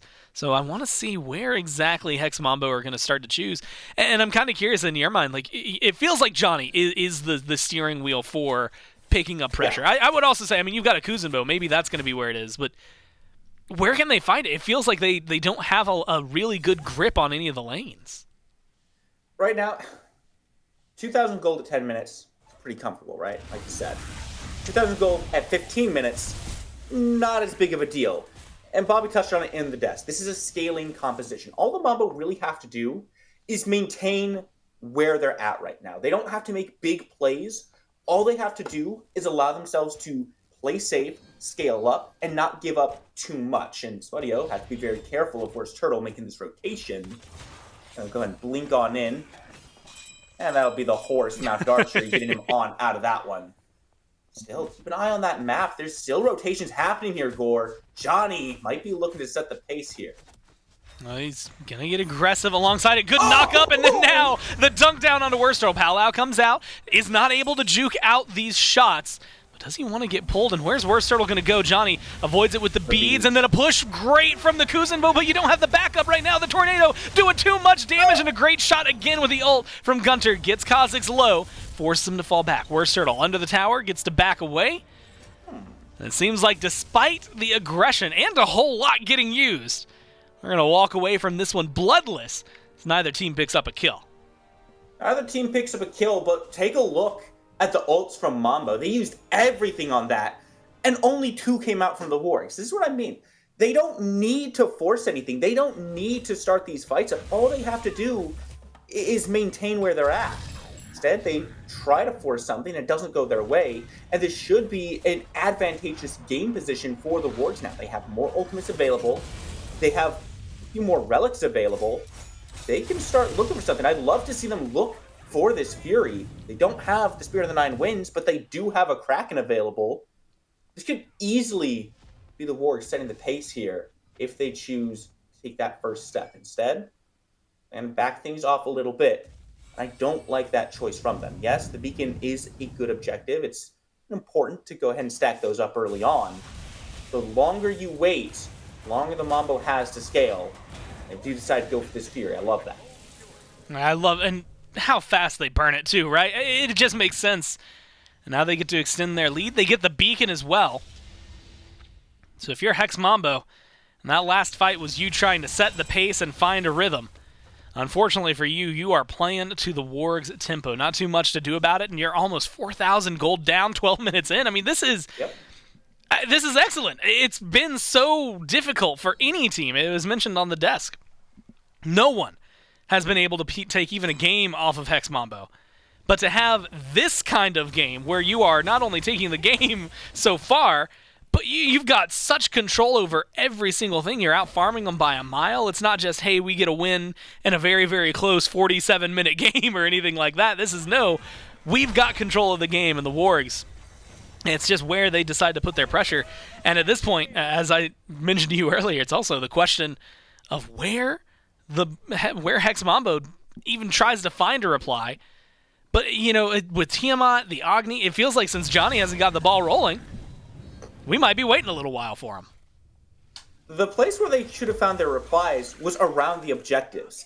If they hadn't gone for that play onto Davy in the duo, or I'm sorry, into WorstTurttle in the duo lane, they would have had a lot more tools to respond to the Wargs stepping up to that Gold Fury. And indeed, the Wargs only step up to it because the Mambo used so much trying to kill WorstTurttle and found nothing.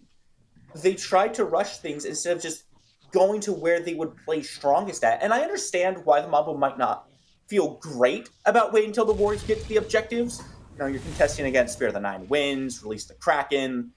You don't win those secure fights. So the Mambo instead just has to look for the fights instead of the objective. They just have to go for the kills and set themselves up that way. Let the Wargs start things up, take a little bit of damage from that objective first, and you have that much less work to do. You can just turn all your damage onto the team. They might still secure themselves a Gold Fury, but if they lose 3-4 people in the process, that's not a worthwhile trade for them. Well, now they're going for the Pyromancer, and Wargs are going to be able to pick that up. Cozyx tried, but the Nene can only do so much. This one going to go over and get a Runic Bomb in pocket for Predss. So we're talking full-on pressure right now for the Wargs. It's just a matter of, again, putting it down, and right now they're putting it down on the Tier 1 tower in mid. They don't quite get it. And almost for a tower is not good enough. Those things are 100 or 0. So it's not the gold in the pocket just yet, but I don't know if you need much more right now. The lead for the Wargs has still been steadily climbing. And Spooky, they've been doing it without having to really commit anything. And like you said, you know, you step up to the Pyromancer, they don't really have to use any ults, they don't have to use any of their huge bursts, they haven't had to fight, really, because Hex Mambo isn't stepping up to it, which means that they're getting it the cleanest way possible, which for them, I mean, I'm sure you're absolutely stoked about if you're the Niflheim Wargs. You don't have to worry about anything so far from Hex Mambo. And now, Mambo should be losing this Tier 1 tower. Very easy for Predss to just walk in. But wait, where's the backup? Okay, there's GunTTeRR coming on in, forcing that one down. Extends their lead just a little bit further now, Gore. 5,000 in favor of the Wargs. Wow. I don't know that we've seen any team really have this kind of lead against the Mambo so far. We've seen them in tough spots. We've seen them in close games. But I don't think we've ever seen them at this much of a disadvantage. Spudio is the target. Rich's Sphere comes through. Can they find the rundown with the Powwow? No, these are good. But it's beads burned, right? So now you have maybe an opening on left. An opening that is massive, because guess what? There's a Fury ready and waiting. And not a member of Hex Mambo nearby. So an Oni Fury, plus the Gold Fury, plus the Pyromancer, plus a lot of the mid camps. We're talking 6,000 gold now for the Niflheim Wargs. But Spooky, there's a lot to be said about what is happening with this gold. So admit, yes, you're buying items. That at least is happening.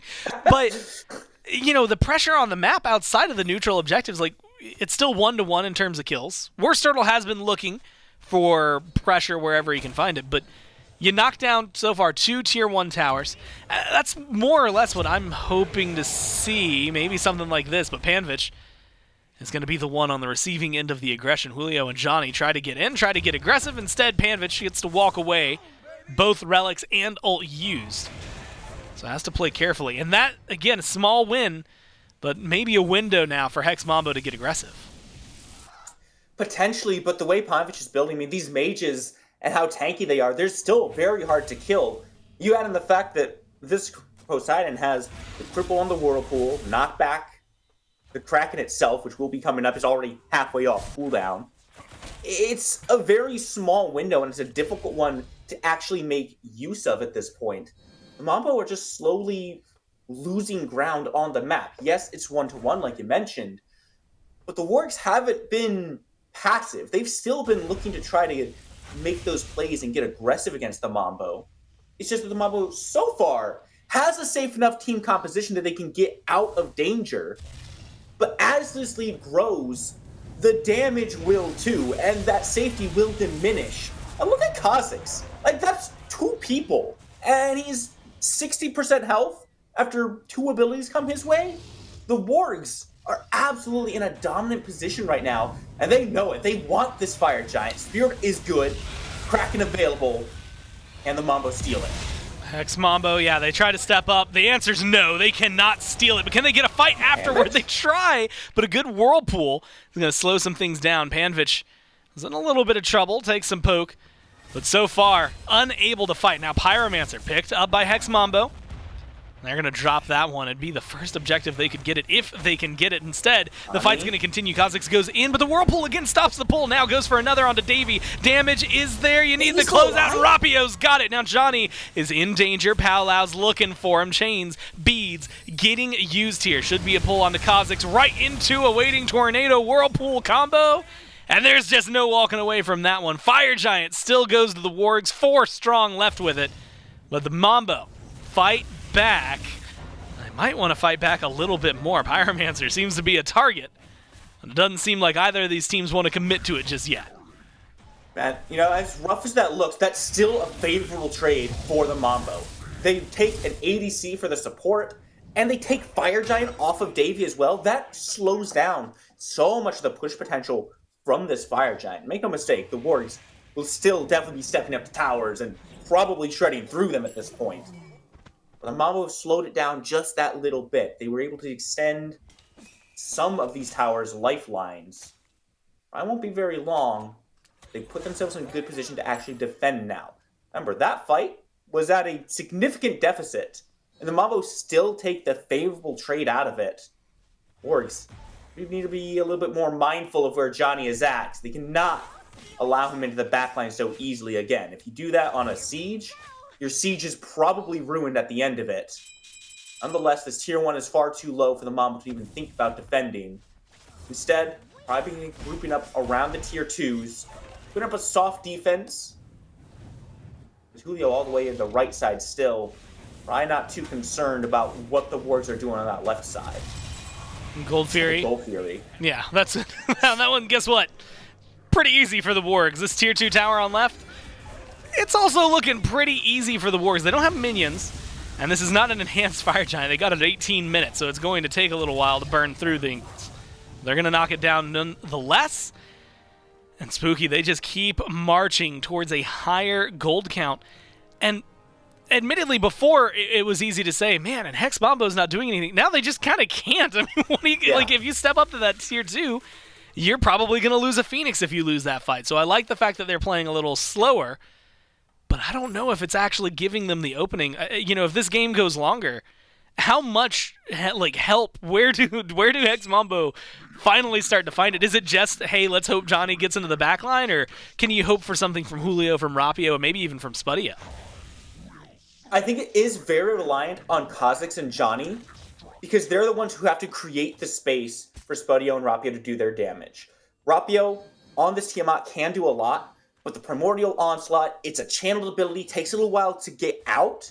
Now, if you can create the window for Rapio to jump in and start doing the damage that way, you have a nice team fight going. But the problem is, at this deficit, You cannot afford to have your mid laner just jumping into the fights like that. Yeah, you get tanky in the ground stance Tiamat, but not that tanky. Not tanky enough to deal with an 8k deficit with 4 people on Fire Giant. Like, that's just not a winning formula. They have to try to mitigate how much damage the Wargs are going to do to them in the pre-fight. Find opportunities to poke them down a little bit. But GunTTeRR and Panvich control so much space with the Whirlpool, with the Tornadoes. The opportunities for the Mambo to get active are very, very slim. Even right now, the opportunities for the Wargs to get active, well, they're slim, and now they're slimmer. Fire Giant falls off around their belt. They'll be able to capture the beacon, but no Pyromancer just yet, no Gold Fury for another minute and a half, a little over. And so maybe necessary and finally some breathing room if you're Hex Mambo. It hasn't been this non-stop aggression where you're down 14-2 in terms of kills. It's still tied, 4 total in the game, 2-2, 23 minutes in. But you've mentioned it, we've harped on it, but 9,000 gold separating you. You're feeling that every second that the Wargs are putting pressure on the base. So now you have a little bit of extra room to work with. And so, Spooky, I'm going to ask you the hardest question in the world. Okay. This next Fire Giant. Yep. Your options as Hex Mambo are fight it, or let it fall. It's not enhanced. What do they do? You let it fall. There's no way I see the Mambo walking up to this. Instead, they should just split the map, take as much off this left side as they possibly can. And look, they've got 3 strong over there. They can easily take down that tier 2. I'd be hard-pressed to ask them to take the Phoenix. Yeah. But well, resetting a little bit early. It is Cozyx. Spudio's hanging around. Go ahead and take that one down. Get some gold in their pockets. Now you got Titans outside the base, so you're not looking at a game end just yet. You've got some room to play with. The Mambo are going to be losing their tier 2s in response. Now on that left side, they do have Basilisks walking down to help pressure those minion waves as well. So they have breathing room. Man, these Titans do so much work in stripping these towers down and giving space to the wards. Yeah, it's opened up a whole lot. And I was going to say, prior to this tower, the map state's not too different. Now it's getting pretty different. The tier 2 goes down. You got 3 left standing if you're the Wargs, or 3 towers left up. Total great Kraken connects on 2. Not a lot of follow-up, though, from the Wargs. WorstTurttle looking for potentially just a Powwow, maybe a Blink Powwow, and there's going to be a Horus ult over to the left lane, but Predss goes alone, and it's going to separate things. Julio caught out by WorstTurtle, finds a kill there, and Predss opens up the door, takes down the left side Phoenix. Davey forced to fall back, but a great shot! Great ult from Spudio is able to help find that. Now you've opened up the door to chase down WorstTurtle, GunTTeRR, Panvich, low in the health bar. Johnny goes in. Johnny wants a little more, does not have the backup he needs. Instead, it's GunTTeRR. Fade away, Zephyr kills off Spudio.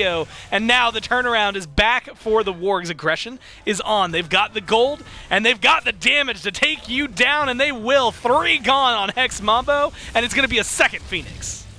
Man, what a play from the Wargs. Predss, we've seen him do that exact thing before, where he just Horse ults all the way to a Phoenix by himself. It was low enough that he didn't need any help.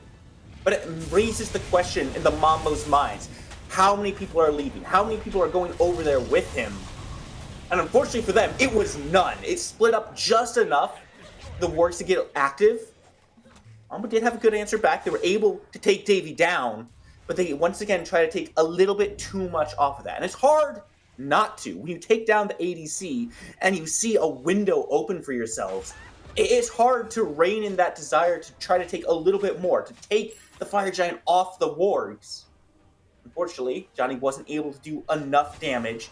The gold separating these teams is too large. It's not just damage that the Wargs have more of, it's also defensive stats as well. Johnny wasn't able to finish up those kills, didn't fall for it. He's still deathless in this game. But the march of time continues forward.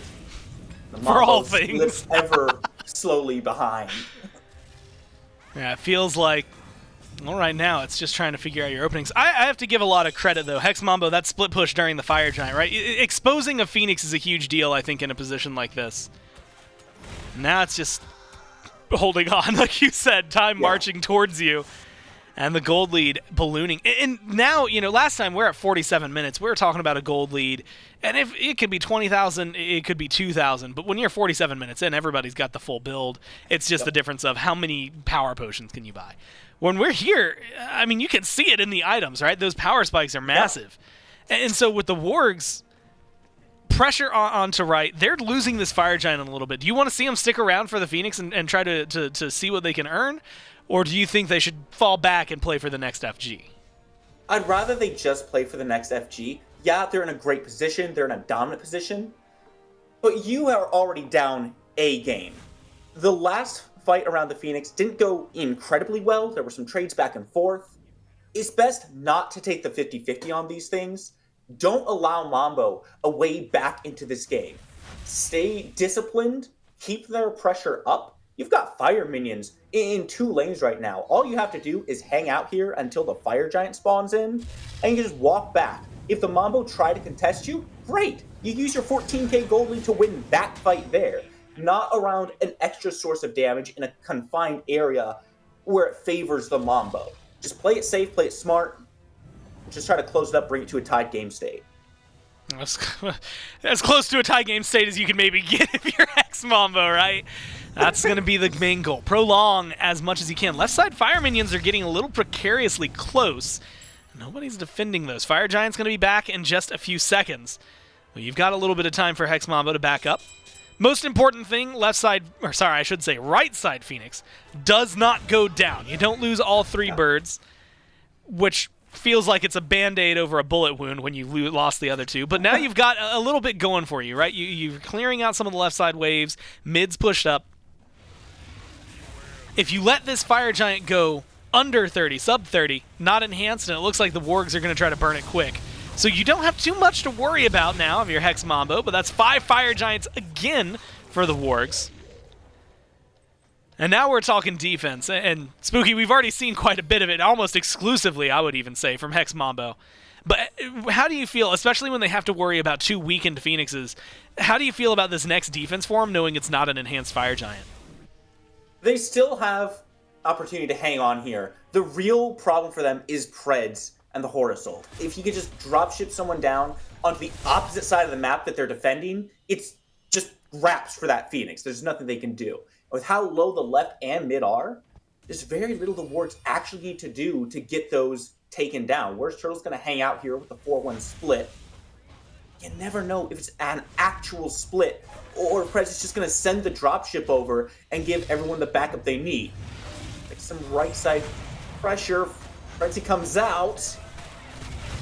Good defense so far. Yeah, great play from Cozyx. Creates a lot of space and nullifies the Frenzy. It falls off. Loses his life for the trouble, but keeps the Phoenix alive. Now WorstTurtle's in a 1v1. Johnny's looking for a little bit here.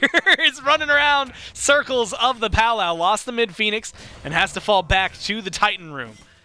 And so it's a single kill, but a mid bird again for the Wargs, and aggressive positioning as they stay over here. And this is where that Horus is going to come in handy. You've got some healing on your side. You can get aggressive alongside the Fire Giant, try to step up, knock down the right side Phoenix, if possible.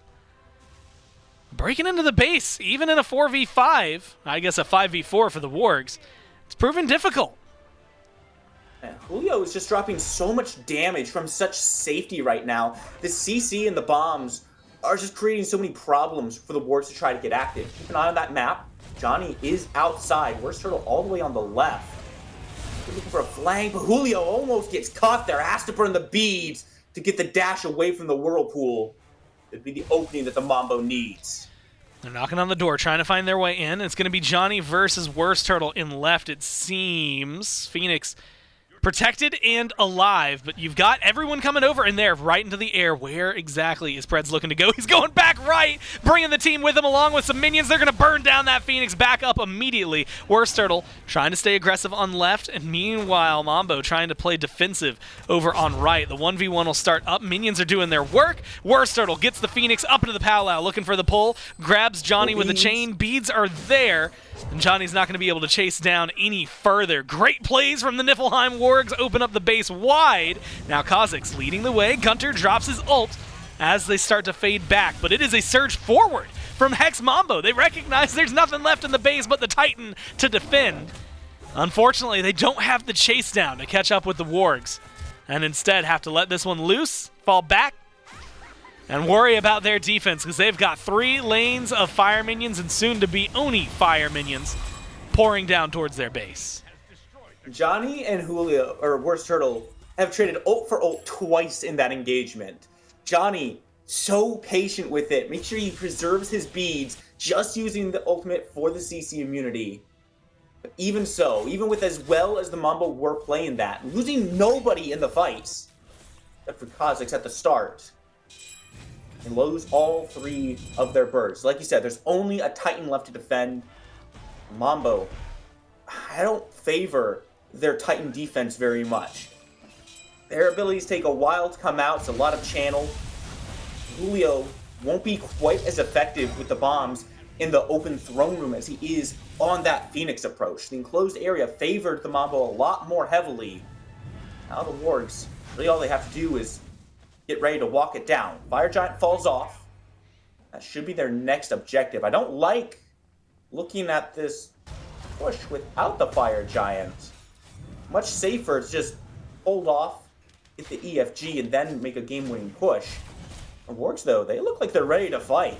Well, they want to. They're going to go right into the Titan room. There's an ult from GunTTeRR. Oh, wow. They've got the Titan burn, and they've got themselves a game number 3. Wargs with a clean, commanding, controlling game 2 are pushing us the distance. That is Predss doing the work right there. Who needs a Fire Giant when you can just bypass the defensives of a Mambo and just drop directly onto the Titan? 47 minutes? Not again.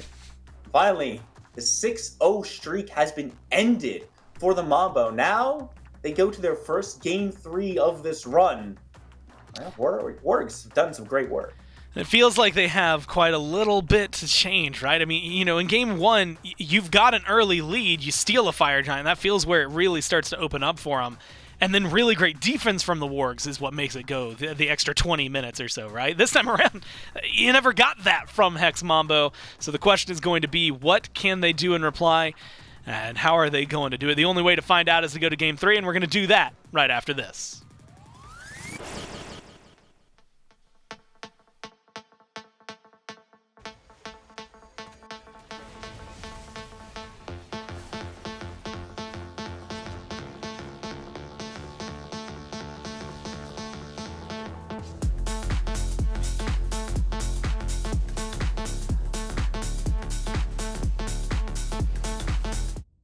Hex Mambo are hand-delivered their first game loss of the week, and it's the Niflheim Wargs on top in game number 2.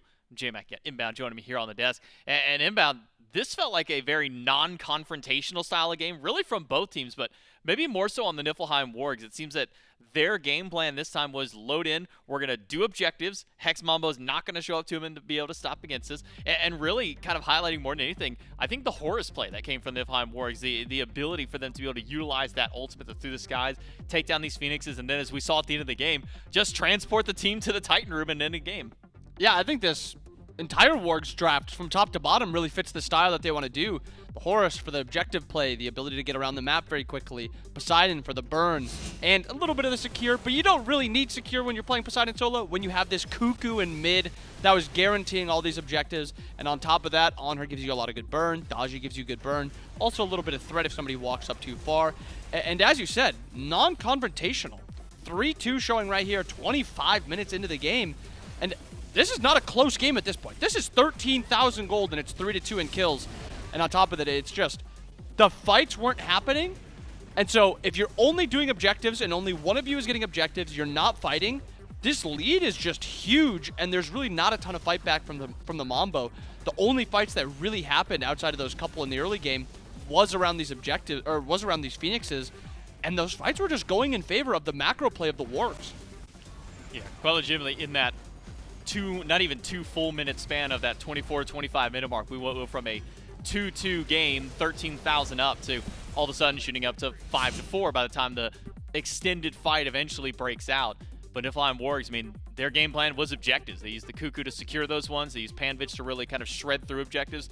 I mean, it felt like almost every time we were looking up an objective, it's Panvich there on the Poseidon with this build, just absolutely melting through the health bar. Pyromancer, he's nearly able to solo that one, does half of Gold Fury by himself before anyone shows up. Just felt like the Hex Mambo didn't really have an answer to this objective style of play. They were loading in, maybe expecting a lot more fighting from the Wargs, but the Wargs recognized that their fight wasn't their strong point. It really was just the objective and the ability to maneuver around the map with this Horus. Yeah, and you look at the dual lane drafted by the Wargs, you would expect some fighting with a Horus and Anhur, but that's just not there. Davey did 6,000 damage. Not saying it's like the end of the world that your ADC doesn't do damage, but usually if you're winning games, your ADC is doing a good amount of damage, but that's not how they won the game. They didn't win it through PvPing, they won it through PvE and just getting these objectives. Because at the end of the day, it does not matter how many kills you get, how much damage you do. The only thing that matters is though it's killing the enemy Titan, and that's what the Wargs did. And they did it very well. Now when we're looking at these next picks and bans, that Cuckoo seemed very strong. GunTTeRR seems very comfortable on it. And I think we have to talk about the Daji. It's getting first picked, and WorstTurttle is looking good on it. I don't think it's dictating the game, but they're putting a lot of prio into this. Yeah, I think it was a 8-8 in game number 1 on the Daji, which doesn't sound insane. It's like, okay, well, he still died like 8 times, but he started out that game like 4-1, 4-3, and then starts just going up, kill for death, keeping his team afloat. And in this game, ends up looking very strong for the Daji. A 1-1-2 doesn't sound like the most exuberant slash line, but then you look, the final score was 6-5 at the end of it, so didn't really need a whole lot. Hex Mambo will take Thoth as a first pick this time. And then Niflheim Wargs going to go right back to their same exact dual lane. I think the big adjustment for Hex Mambo here is you look down at those bans, Cuckoo and Poseidon both banned away along with that Daji.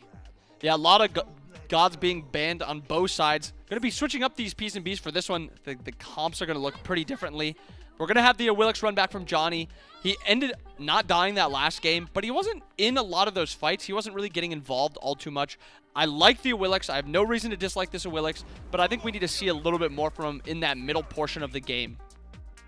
Do see Sobek comboed with the Awilix, so a nice easy god to work alongside the Awilix. You got the tail wave, you've got the pluck. Both good ways to try and set up for the ultimate for Dzoni. Opposite side, Horus on her, and then Chaac locked in. Feels a little bit early in the draft for a Chaac, but maybe now leads a question that I'll throw to you is, would you rather, never mind, they'll answer it for me. I was going to say, would you rather see it in the jungle maybe or over in the solo lane? It seems the Wargs are going to take it solo. Yeah, and I think I prefer it in the solo lane. It does seem a little bit early for that Chaac, especially when you have the Opwash, Agni, and Baba all getting banned in that next phase. Just gods you could have picked, but not going to be locked in. We're going to have the Ishtar, we're going to have the tier on the Mambo side, and we get to watch Julio's tier. Yeah. Not just that, we get to see Warrior v Warrior over in the solo That lane. might even be more exciting. That might be the one thing that everybody's been waiting for, is to see the double Warriors back over in solo lane, but I think you're right to express the extra interest in Julio's tier. I mean, this has been a pocket pick for him for so long, alongside things like King Arthur. Really made himself known in the SEC, his brief time in the SPL as well. I mean, these are the kind of gods that he loves to play, and he looks really good doing so. Now couple that along with the Ishtar, and then a Scylla last pick for the Niflheim Wargs. What is it about this Scylla that kind of helps round out the rest of the Wargs composition? It just kind of allows them to play the same little objective style that they had last game. Scylla gives you good confirm. Yeah, she doesn't give you a ton of burn like the Poseidon and the Cuckoo kind of did. And Chaac's not really giving you much burn either. But at least you have the outlook of we will be the ones out securing kind of no matter what. But there is risk there. Thoth is a very good secure mage, a lot of range. Yes, you have to take a few seconds to load up the ultimate, but it's not as free as last game. You compare Cuckoo to Tiamat last game, so the secure was pretty in favor of the Cuckoo. This game, it's a little bit different. Well, it's game number 3. Winner of this set qualifies to the SWC group stage in January. Loser has got to wait one more opportunity to try and do so. So who's going to be the first team to make it through? Will it be the Mambo? Will it be the Wargs? Let's jump right into game 3. That's right, let's find out. It's going to be Gore and Spooky here for one last time. And Spooky, I'm really excited for this one. If not for anything, there's a whole ton, I think, that's been going on. But I think the draft adjustments from Hex Mambo were really smart. Mainly the top 3 bans, getting rid of the things that caused them the most trouble during that last game, forcing GunTTeRR, WorstTurttle, and Panvich all onto new gods. I'm really excited to see how this one goes. Of course, it starts with Predss playing aggressive. At least for a little bit. He falls back not too long later. But trying to showcase that, yeah, you can still maybe invade a little bit. He's going to be behind slightly on farm, but Davey will be all that much happier because of it. Yeah, I'm going to be honest. I think the biggest shift here is that Daji ban. Putting WorstTurttle onto this Nemesis changes so much It's so for different, me. right? consistently, WorstTurttle has been the one diving in, going in very frequently by himself, and then using that pal out as additional safety to let his team catch up, as an additional tool to kind of group enemies or pull beads, ultimates, all that valuable stuff. Nemesis does not have that option. Once this Nemesis goes in. She's much easier to lock down. She's much easier to kill. Sure, she has that shield, but you have to be so much more aware of your positioning. All right, Predss, take a little bit of extra aggression over here in this dual lane. The Mambo, kind of tired of letting the Wargs do what they want. They're the ones with the pressure now. With Dzoni back on this Awilix, I'm expecting maybe a little bit more aggression coming out from the Mambo this time around. They've drafted a lot of knockups. They've really looked for ways to facilitate this pick. Dzoni already up in the duo lane. Predss in a little bit of trouble. Dzoni, like you said, shows up, has some damage, leaps forward, looks for a little more, but can't quite find it. Davy eats a few shots, saves his support, and it's no first blood just yet, but shield buff will be there for Hex Mambo. Good pressure on left, and that is the dangerous site. Last time around, we didn't really get to see a whole lot of aggression from anybody on Hex Mambo. It was very passive, very relaxed gameplay. The one time they went for a fight, they lost it and then lost to Fury. So now seeing them try to be the driving force, it's a good change of pace if you're a Hex Mambo fan.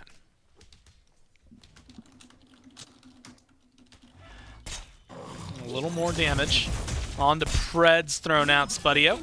Cozyx trying to do what they can in duo, unable to quite find what they need. Now WorstTurttle, as well as Dzoni, going to be over in the right-hand side of the map. What kind of fights can they look for? Where can they go? Panvich is the target, fearless for a couple of knockups, but now Dzoni in an awkward spot, has to loop around. It's WorstTurttle, though. Nemesis always in an awkward spot, trying to play aggressive. Instead, they're going to fall back. And Spooky, it's, again, pace setting right now from the Mambo and the Wargs controlling them at least as much as they can. Yeah, this is a much better look for the Mambo this time around. They're playing aggressive. They're forcing the Wargs back. They're forcing interaction to happen. They steal away that purple buff. One more small win for the Mambo. Keep in mind, Wargs still do not have either set of beads in that duo lane right now. So they are very vulnerable to return ganks from Mambo. The way Dzoni is playing, you already know he's going to be looking for it. He wants to get more active. A 2-0 performance on this Awilix, that's not really what he was looking for when he locked this one in. He's looking to change that scoreline up a little bit this time around. Now, the question is, how long can the Wargs hold out against this aggression? They have to be able to dig in and not give too much up against the Mambo. So far in the duo lane, there's a lot on the way of Spudio and Cozyx. A lot of golden XP being funneled their way. It's going to lead to a slight lead between the Hunters. Spudio is likely to try to take advantage of that, start to force some more fights. Hunter now is my question mark. Once this Scylla gets online, it's very, very critical for the Wargs team composition. That's where all your secure is coming out for the objectives. Doesn't have the same shred as mentioned on the desk, but if you can facilitate this Scylla, if you can get GunTTeRR ahead, even if Davy falls slightly behind, Scylla's damage does make up for that. Wargs just have to be able to kind of dig in and not let this 400 gold deficit really grow too much. Oh. Man, Rapio. Look, it's not going to change anything, right? It's just now GunTTRR's got to go back to base for a little bit, a little longer. But that's a nice looking shot from Rapio, and if we're in tune for a few more of those, then we are going to be able to watch quite a few fun shots from the Thoth in general. But for the most part, I'm actually interested in the same thing. I feel like Dzoni, Julio, Spudio, like you've got maybe a little more carry potential from everybody on Hex Mambo, whereas it feels like GunTTRR and maybe Davy are the control, and maybe that's the showcase. Dzoni with a clean 1-2 punch, little help from Spudio. And Cozyx just in the neighborhood gets an assist. They pick up first blood in the left side, left lane, and now you might be looking for a little bit more. Rapio turning some damage around onto GunTTRR. You've got Dzoni who's rotating in. You dodge the I'm a monster. Now you know you've got the aggression you need to show, and you've got the kill. Dzoni trades his life out for it, but he picks up 2 to start things off. Now WorstTurttle in a little bit of trouble. Does Rapio have the root? just off the mark with the auto. And that should be a retreat from Hex Mambo. They lead 2-1 as they pick up kills in different lanes. Good look for the Mambo. This is so much more active than we saw in game 2.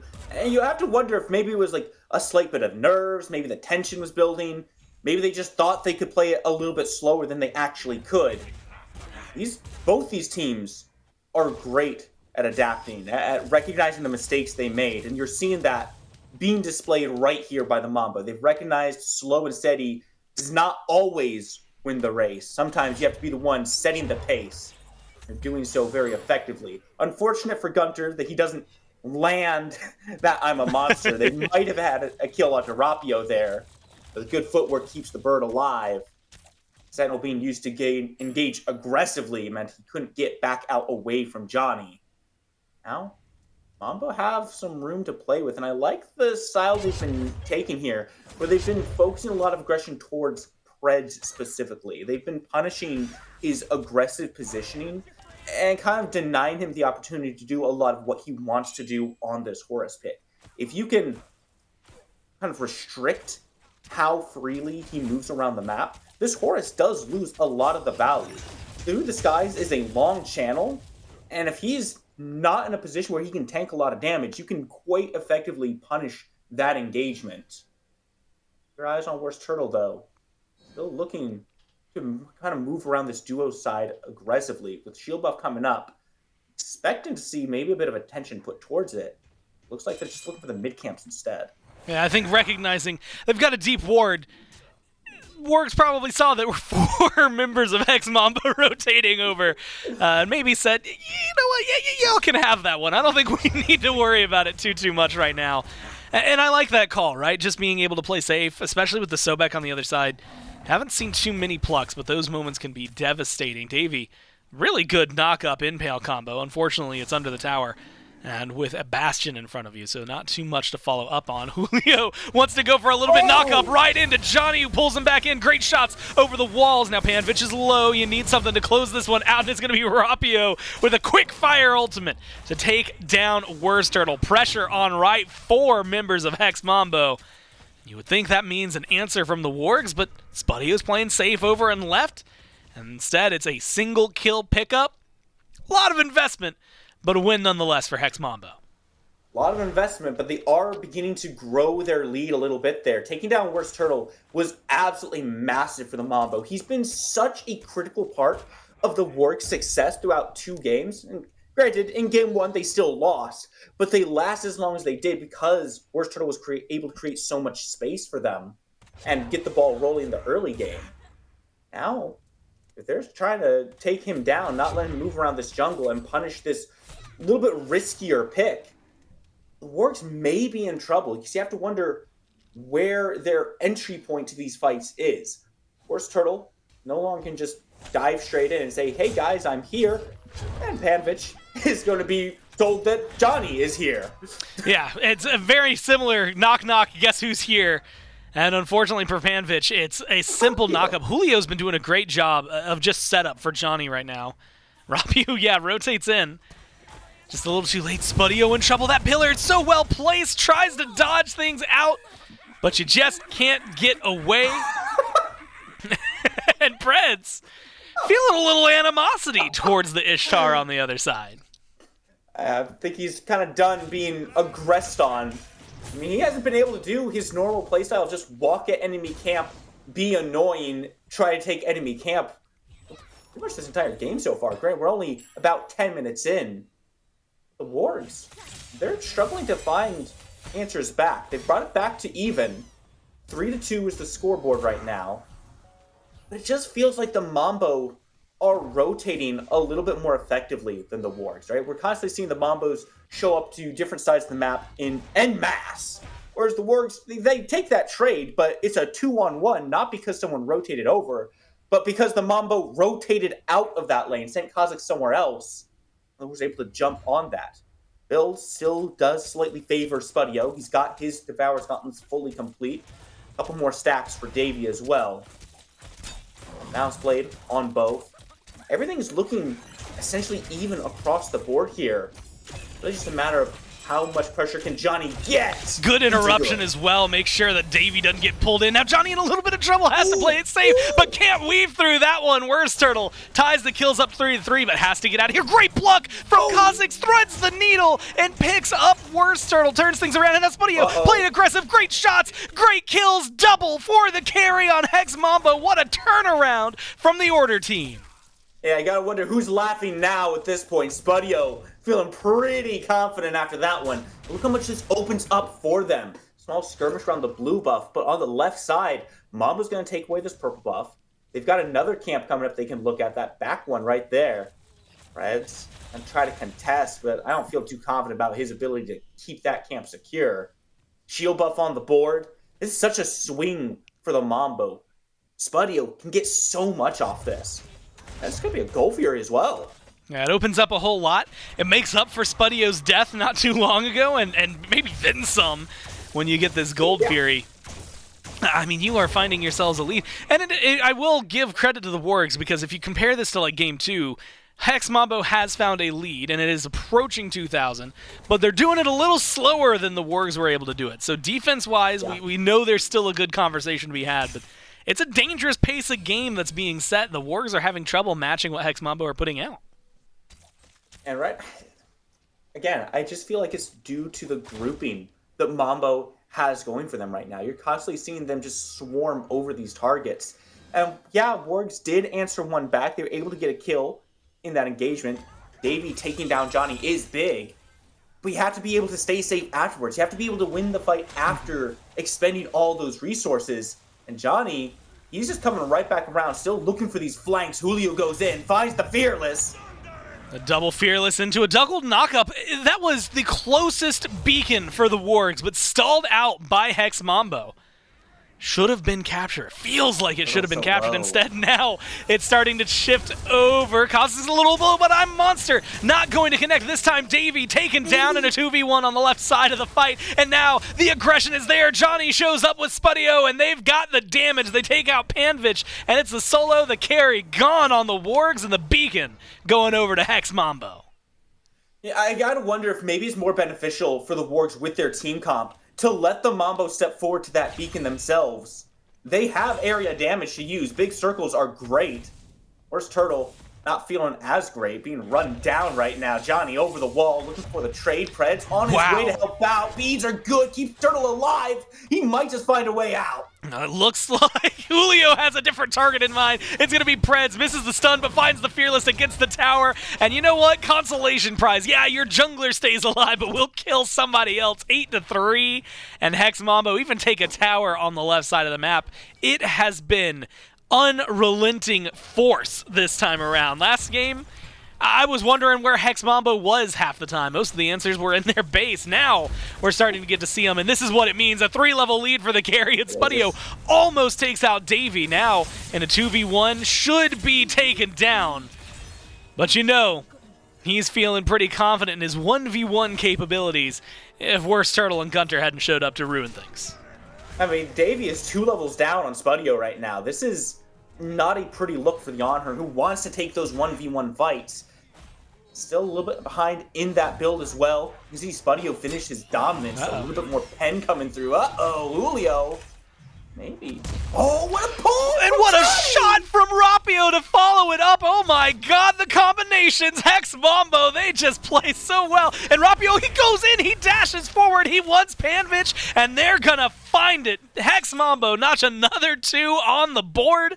And all of that leads right back to the Pyromancer, the original goal, and it should get a runic bomb in pocket for Hex Mambo. I mean, we've talked about it before, Gore. The team fights from Hex Mambo are their bread and butter. It's what they are so very good at. And you're seeing it put on full display here. They didn't get a chance to do it in game number 1. Their team comp was too late game. It took too long to scale up. They didn't have the windows they needed. So what do? You switch up the draft. Keep Johnny on this Awilix, who is a known factor. But Rapio on this Thoth is putting in significant amounts of work.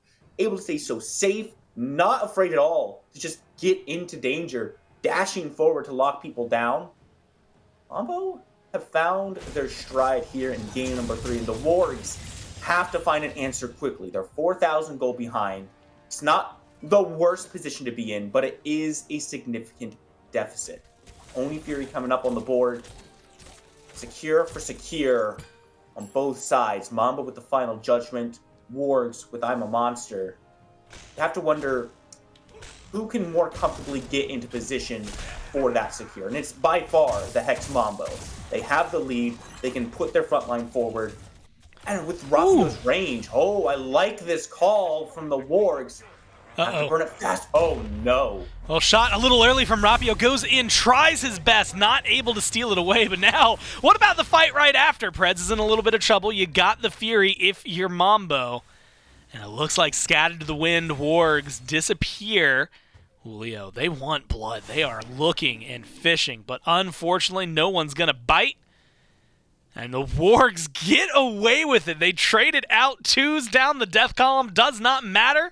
They get themselves a 16-minute Fire Giant. Now the question is, what can they do with it? It'll be a defensive Fire Giant. WorstTurttle tries to get active on Spudio. Johnny in the area. He'll dissuade some of that. I should be fine for now. I'm surprised. Oh, man. Oh, man. Cozyx. Oh, no. Well, it might actually end up being the bait. You've got some help, and then you've got a nice stun coming from Julio. Oh. Cozyx goes in, knock up for Johnny. Forces the beast with the damage. The damage is there from Hex Mambo. They pulled the Wargs out of the base, and they pulled them into their demise. The chase is on, and it's just a question, who can you kill? GunTTeRR is gone. Davey is gone. Predss is going to shortly follow him into the grave. Wow. One more shot. No, I can't believe it. WorstTurttle and Predss managed to walk out of that one red health bars, but it does not matter. 2 carries gone, and Hex Mambo take overwhelming control of the map.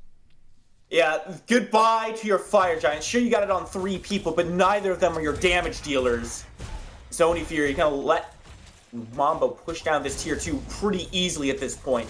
I was gonna say I'm surprised they didn't go for that tier 1 while they were there and just collect the gold. They end up getting it anyway just with the minions. And then another big win for them on the map as well. The Mambo, like I said, have taken control of this game. 8,000 now separating the 2 teams. Although XP doesn't seem the worst in some places, jungle's still even. It's 11,000 overall. Leads in mid in the jungle or in the support role. 2 levels in solo, 3 between the ADCs. The Wargs just don't have the tools they need to fight back at this point. Gold is one thing. Gold and XP is a monumental hill to climb. And the way that the Wargs are being melted in these fights with the disruption from Cozyx and Julio, they just don't have the safety they need. If they can lure them into these Phoenixes, they have a better look. But they keep getting caught in these jungle fights. They keep trying to chase down Johnny, who can create so much space on Zuku. They need to rein in some of that aggression if they want to take a victory here. If they do find a victory, it's going to be a very, very long one in the making. Ironmancer now taken by Mambo. Runic bombs only going to facilitate these sieges a little bit more easily. Pressure is on. 5 towers standing for Hex Mambo. Predss and Davey. Okay, guys. Predss and Davey want to change that. I don't know if Predss and Davey are going to be able to get away with it. Predss gets fearless. Julio putting a little pressure on. Should force the ult. And now it's going to be the chase. But look at the loop. Look at Cozyx. Look at Rapio. Look at Spudio. They are going for the cutoff path, and they are looking for the duo lane right now. Davey is the primary target. Johnny's here to deal the damage. Ult from Davey buys some time, but not enough. And now both of them taken out. Ult's used by Hex Mambo, but who cares when you find kills like that? Tier 1 in mid and right, traded out by the Wargs. And now Phoenix is going to be under a little bit of pressure on left side. Looks like Hex Mambo want to play aggressive, and they're going to call the bluff. See what the Wargs do to reply. They're back to defend. Johnny's not here on this one. Spudio is. Doesn't look like he's going to commit too much, but the Wargs just cannot be caught up there, Gore. I mean, look at the map. There's no ward coverage from the Wargs on that side whatsoever.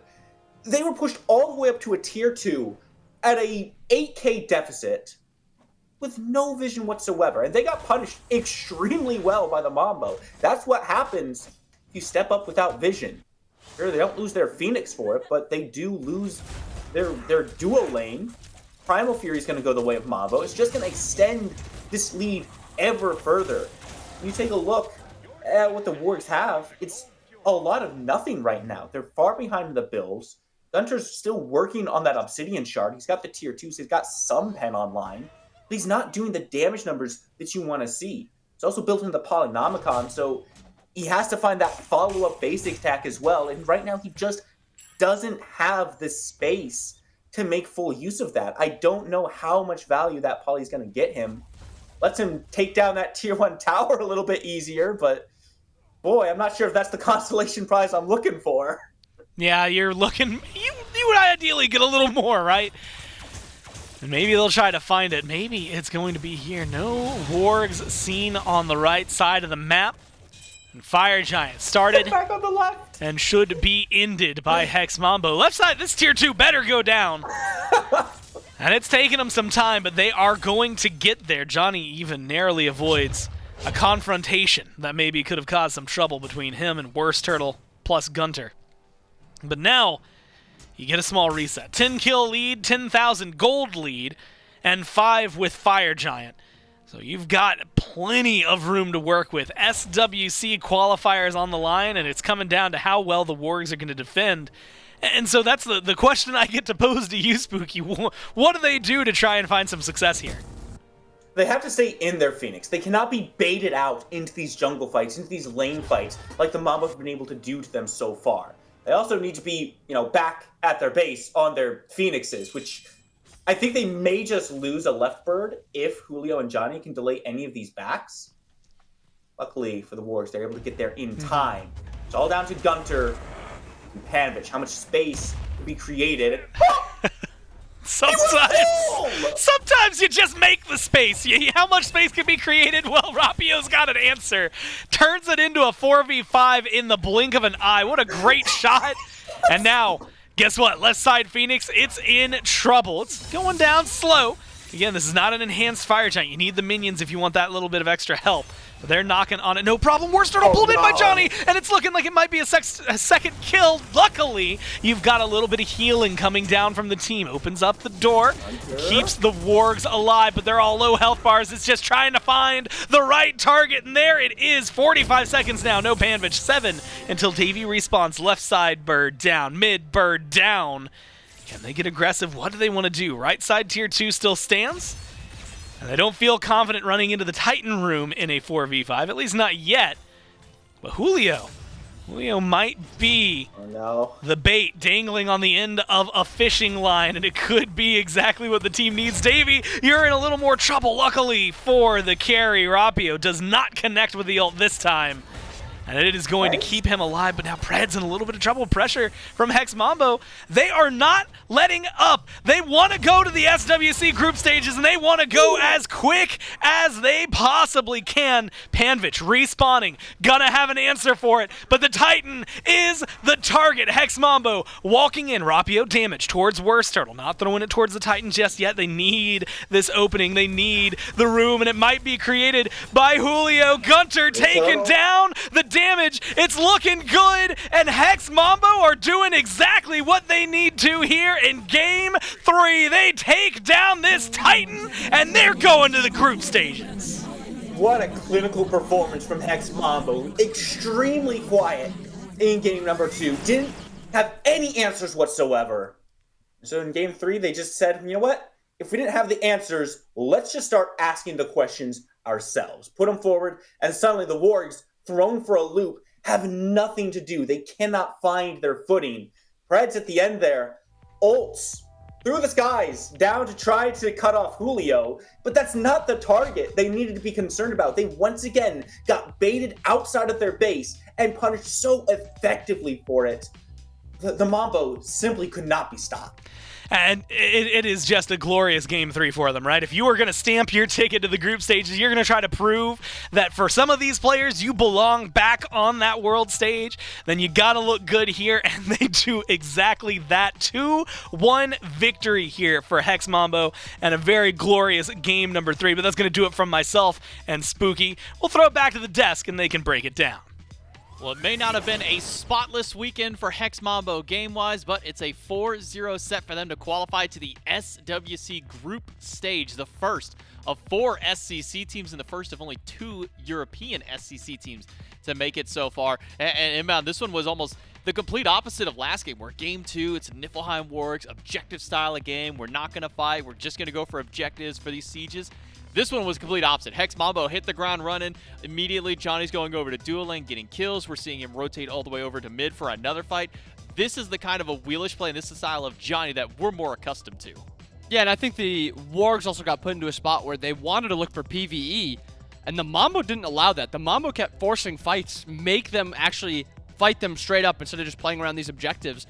And I think even if the Wargs were able to get to a point where they can play around objectives a little bit more, their comp just doesn't fit that style as well as it did last game, and they tried to mimic it again with the same type of comp, but just not nearly to the same level. And I think Johnny, for you, is the correct player to highlight, because Game 2, Johnny didn't really do too much. Yes, he was 2-0-2, he didn't die, but that game was not a Johnny game that you would expect. When you see Johnny, you watch Johnny compete, he's the one making plays, whether it's early game, mid game, or late game, and this is what I expected. He played the early game flawless. The mid game, he made a bunch of good plays to keep pushing their lead, and then when it came late, he's looking for picks, he's finding picks, and he's putting the Mambo in a position to take home the victory. I think an extra kind of combo with that has just been Julio on the tier without a teleport being so active across the map. I mean, this is the style of play that, again, we're more accustomed to this for Hex Mambo, for Julio to be active and involved from that soul lane, to be that menace, that frontliner who you just can't kill, and he's just doing everything else against you. I think a secondary maybe downfall of the Wargs is maybe some questionable non-relic usage, I should say, over anything, or maybe even non-ultimates. Like this moment here, Rapio literally one-shots Davey. And Davey's just, no, okay, well, I guess I just die here. You know, where are the Aegises that are coming out to keep you alive? Where are the ultimates? We saw the one team fight over in duo where Davey held on to ultimate the entire time in the 3v3 and dies with the ultimate up. So maybe some questionable decisions on either not using a relic or not using an ultimate that maybe could have turned a fight or two for the Wargs. Yeah, and I think we also have to shout out Rapio on this Thoth. This Thoth, it makes sense why it's getting picked so early. It is doing so much in a lot of these fights. As you can see, 706, 24,000 damage. And in a lot of these fights, just in that clip that we saw, it was basically Thoth ult hit somebody, easy winning fight. Thoth ult misses, still a winning fight because they were so far ahead, but just not as dominant. And if you can play these sieges with just, if your Thoth gets this ult and he one-shot somebody, it makes the siege just so much easier, taking a 5v4 instead of a true 5v5. And it always keeps that lingering thought in the back of your head. Is Rapio somewhere nearby? Is there a Thoth around me? Do I see a glyph anywhere? Is there one sticking out of a wall somewhere that I'm not paying attention to? And you always have that lingering idea. It's like, okay, is Rapio ready for a kill? Does he even have an ultimate at that point? Well, when he's staring you right in the face and charging it up, better believe he's probably ready to just let that one fire. Because worst case scenario, he loses out on, what, like a 70-second cooldown? Versus your Aegis, which is 2.5+ minutes. He's going to take that trade any day of the week.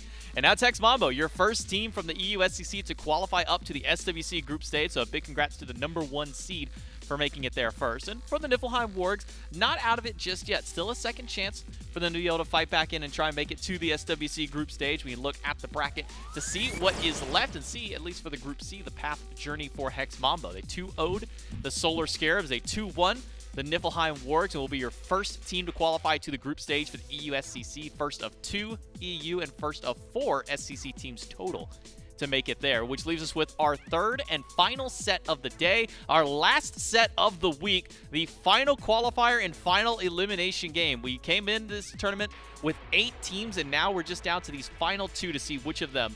Will it be the Wargs? Will it be the Scarabs who qualify up with Hex Mambo to the group stage? If you look even just at the history of the Wargs over the course of this weekend, though, maybe slight advantage goes to this Wargs team. Have gotten a chance to play against not only the Tanuki, but the Scarabs, and I believe 2-1ing both of them. It was a good set, the 2-1. Yes, the Wargs ended up winning, but the Scarabs team looked really, really good today earlier. So now, can they kind of keep that momentum going into this Warg set? And not to take away anything from the Wargs in that Game 2 set, but that Game 3 was not too great from them. So high point for the Scarabs going into this, or maybe a little bit of a lower point for the Wargs. We'll have to see if the hot hand of the Scarabs can come back and net themselves a victory. Can the Niflheim Wargs pick themselves back up? We'll find out who the last team of the EUSCC it is to qualify to the group stage right after this break.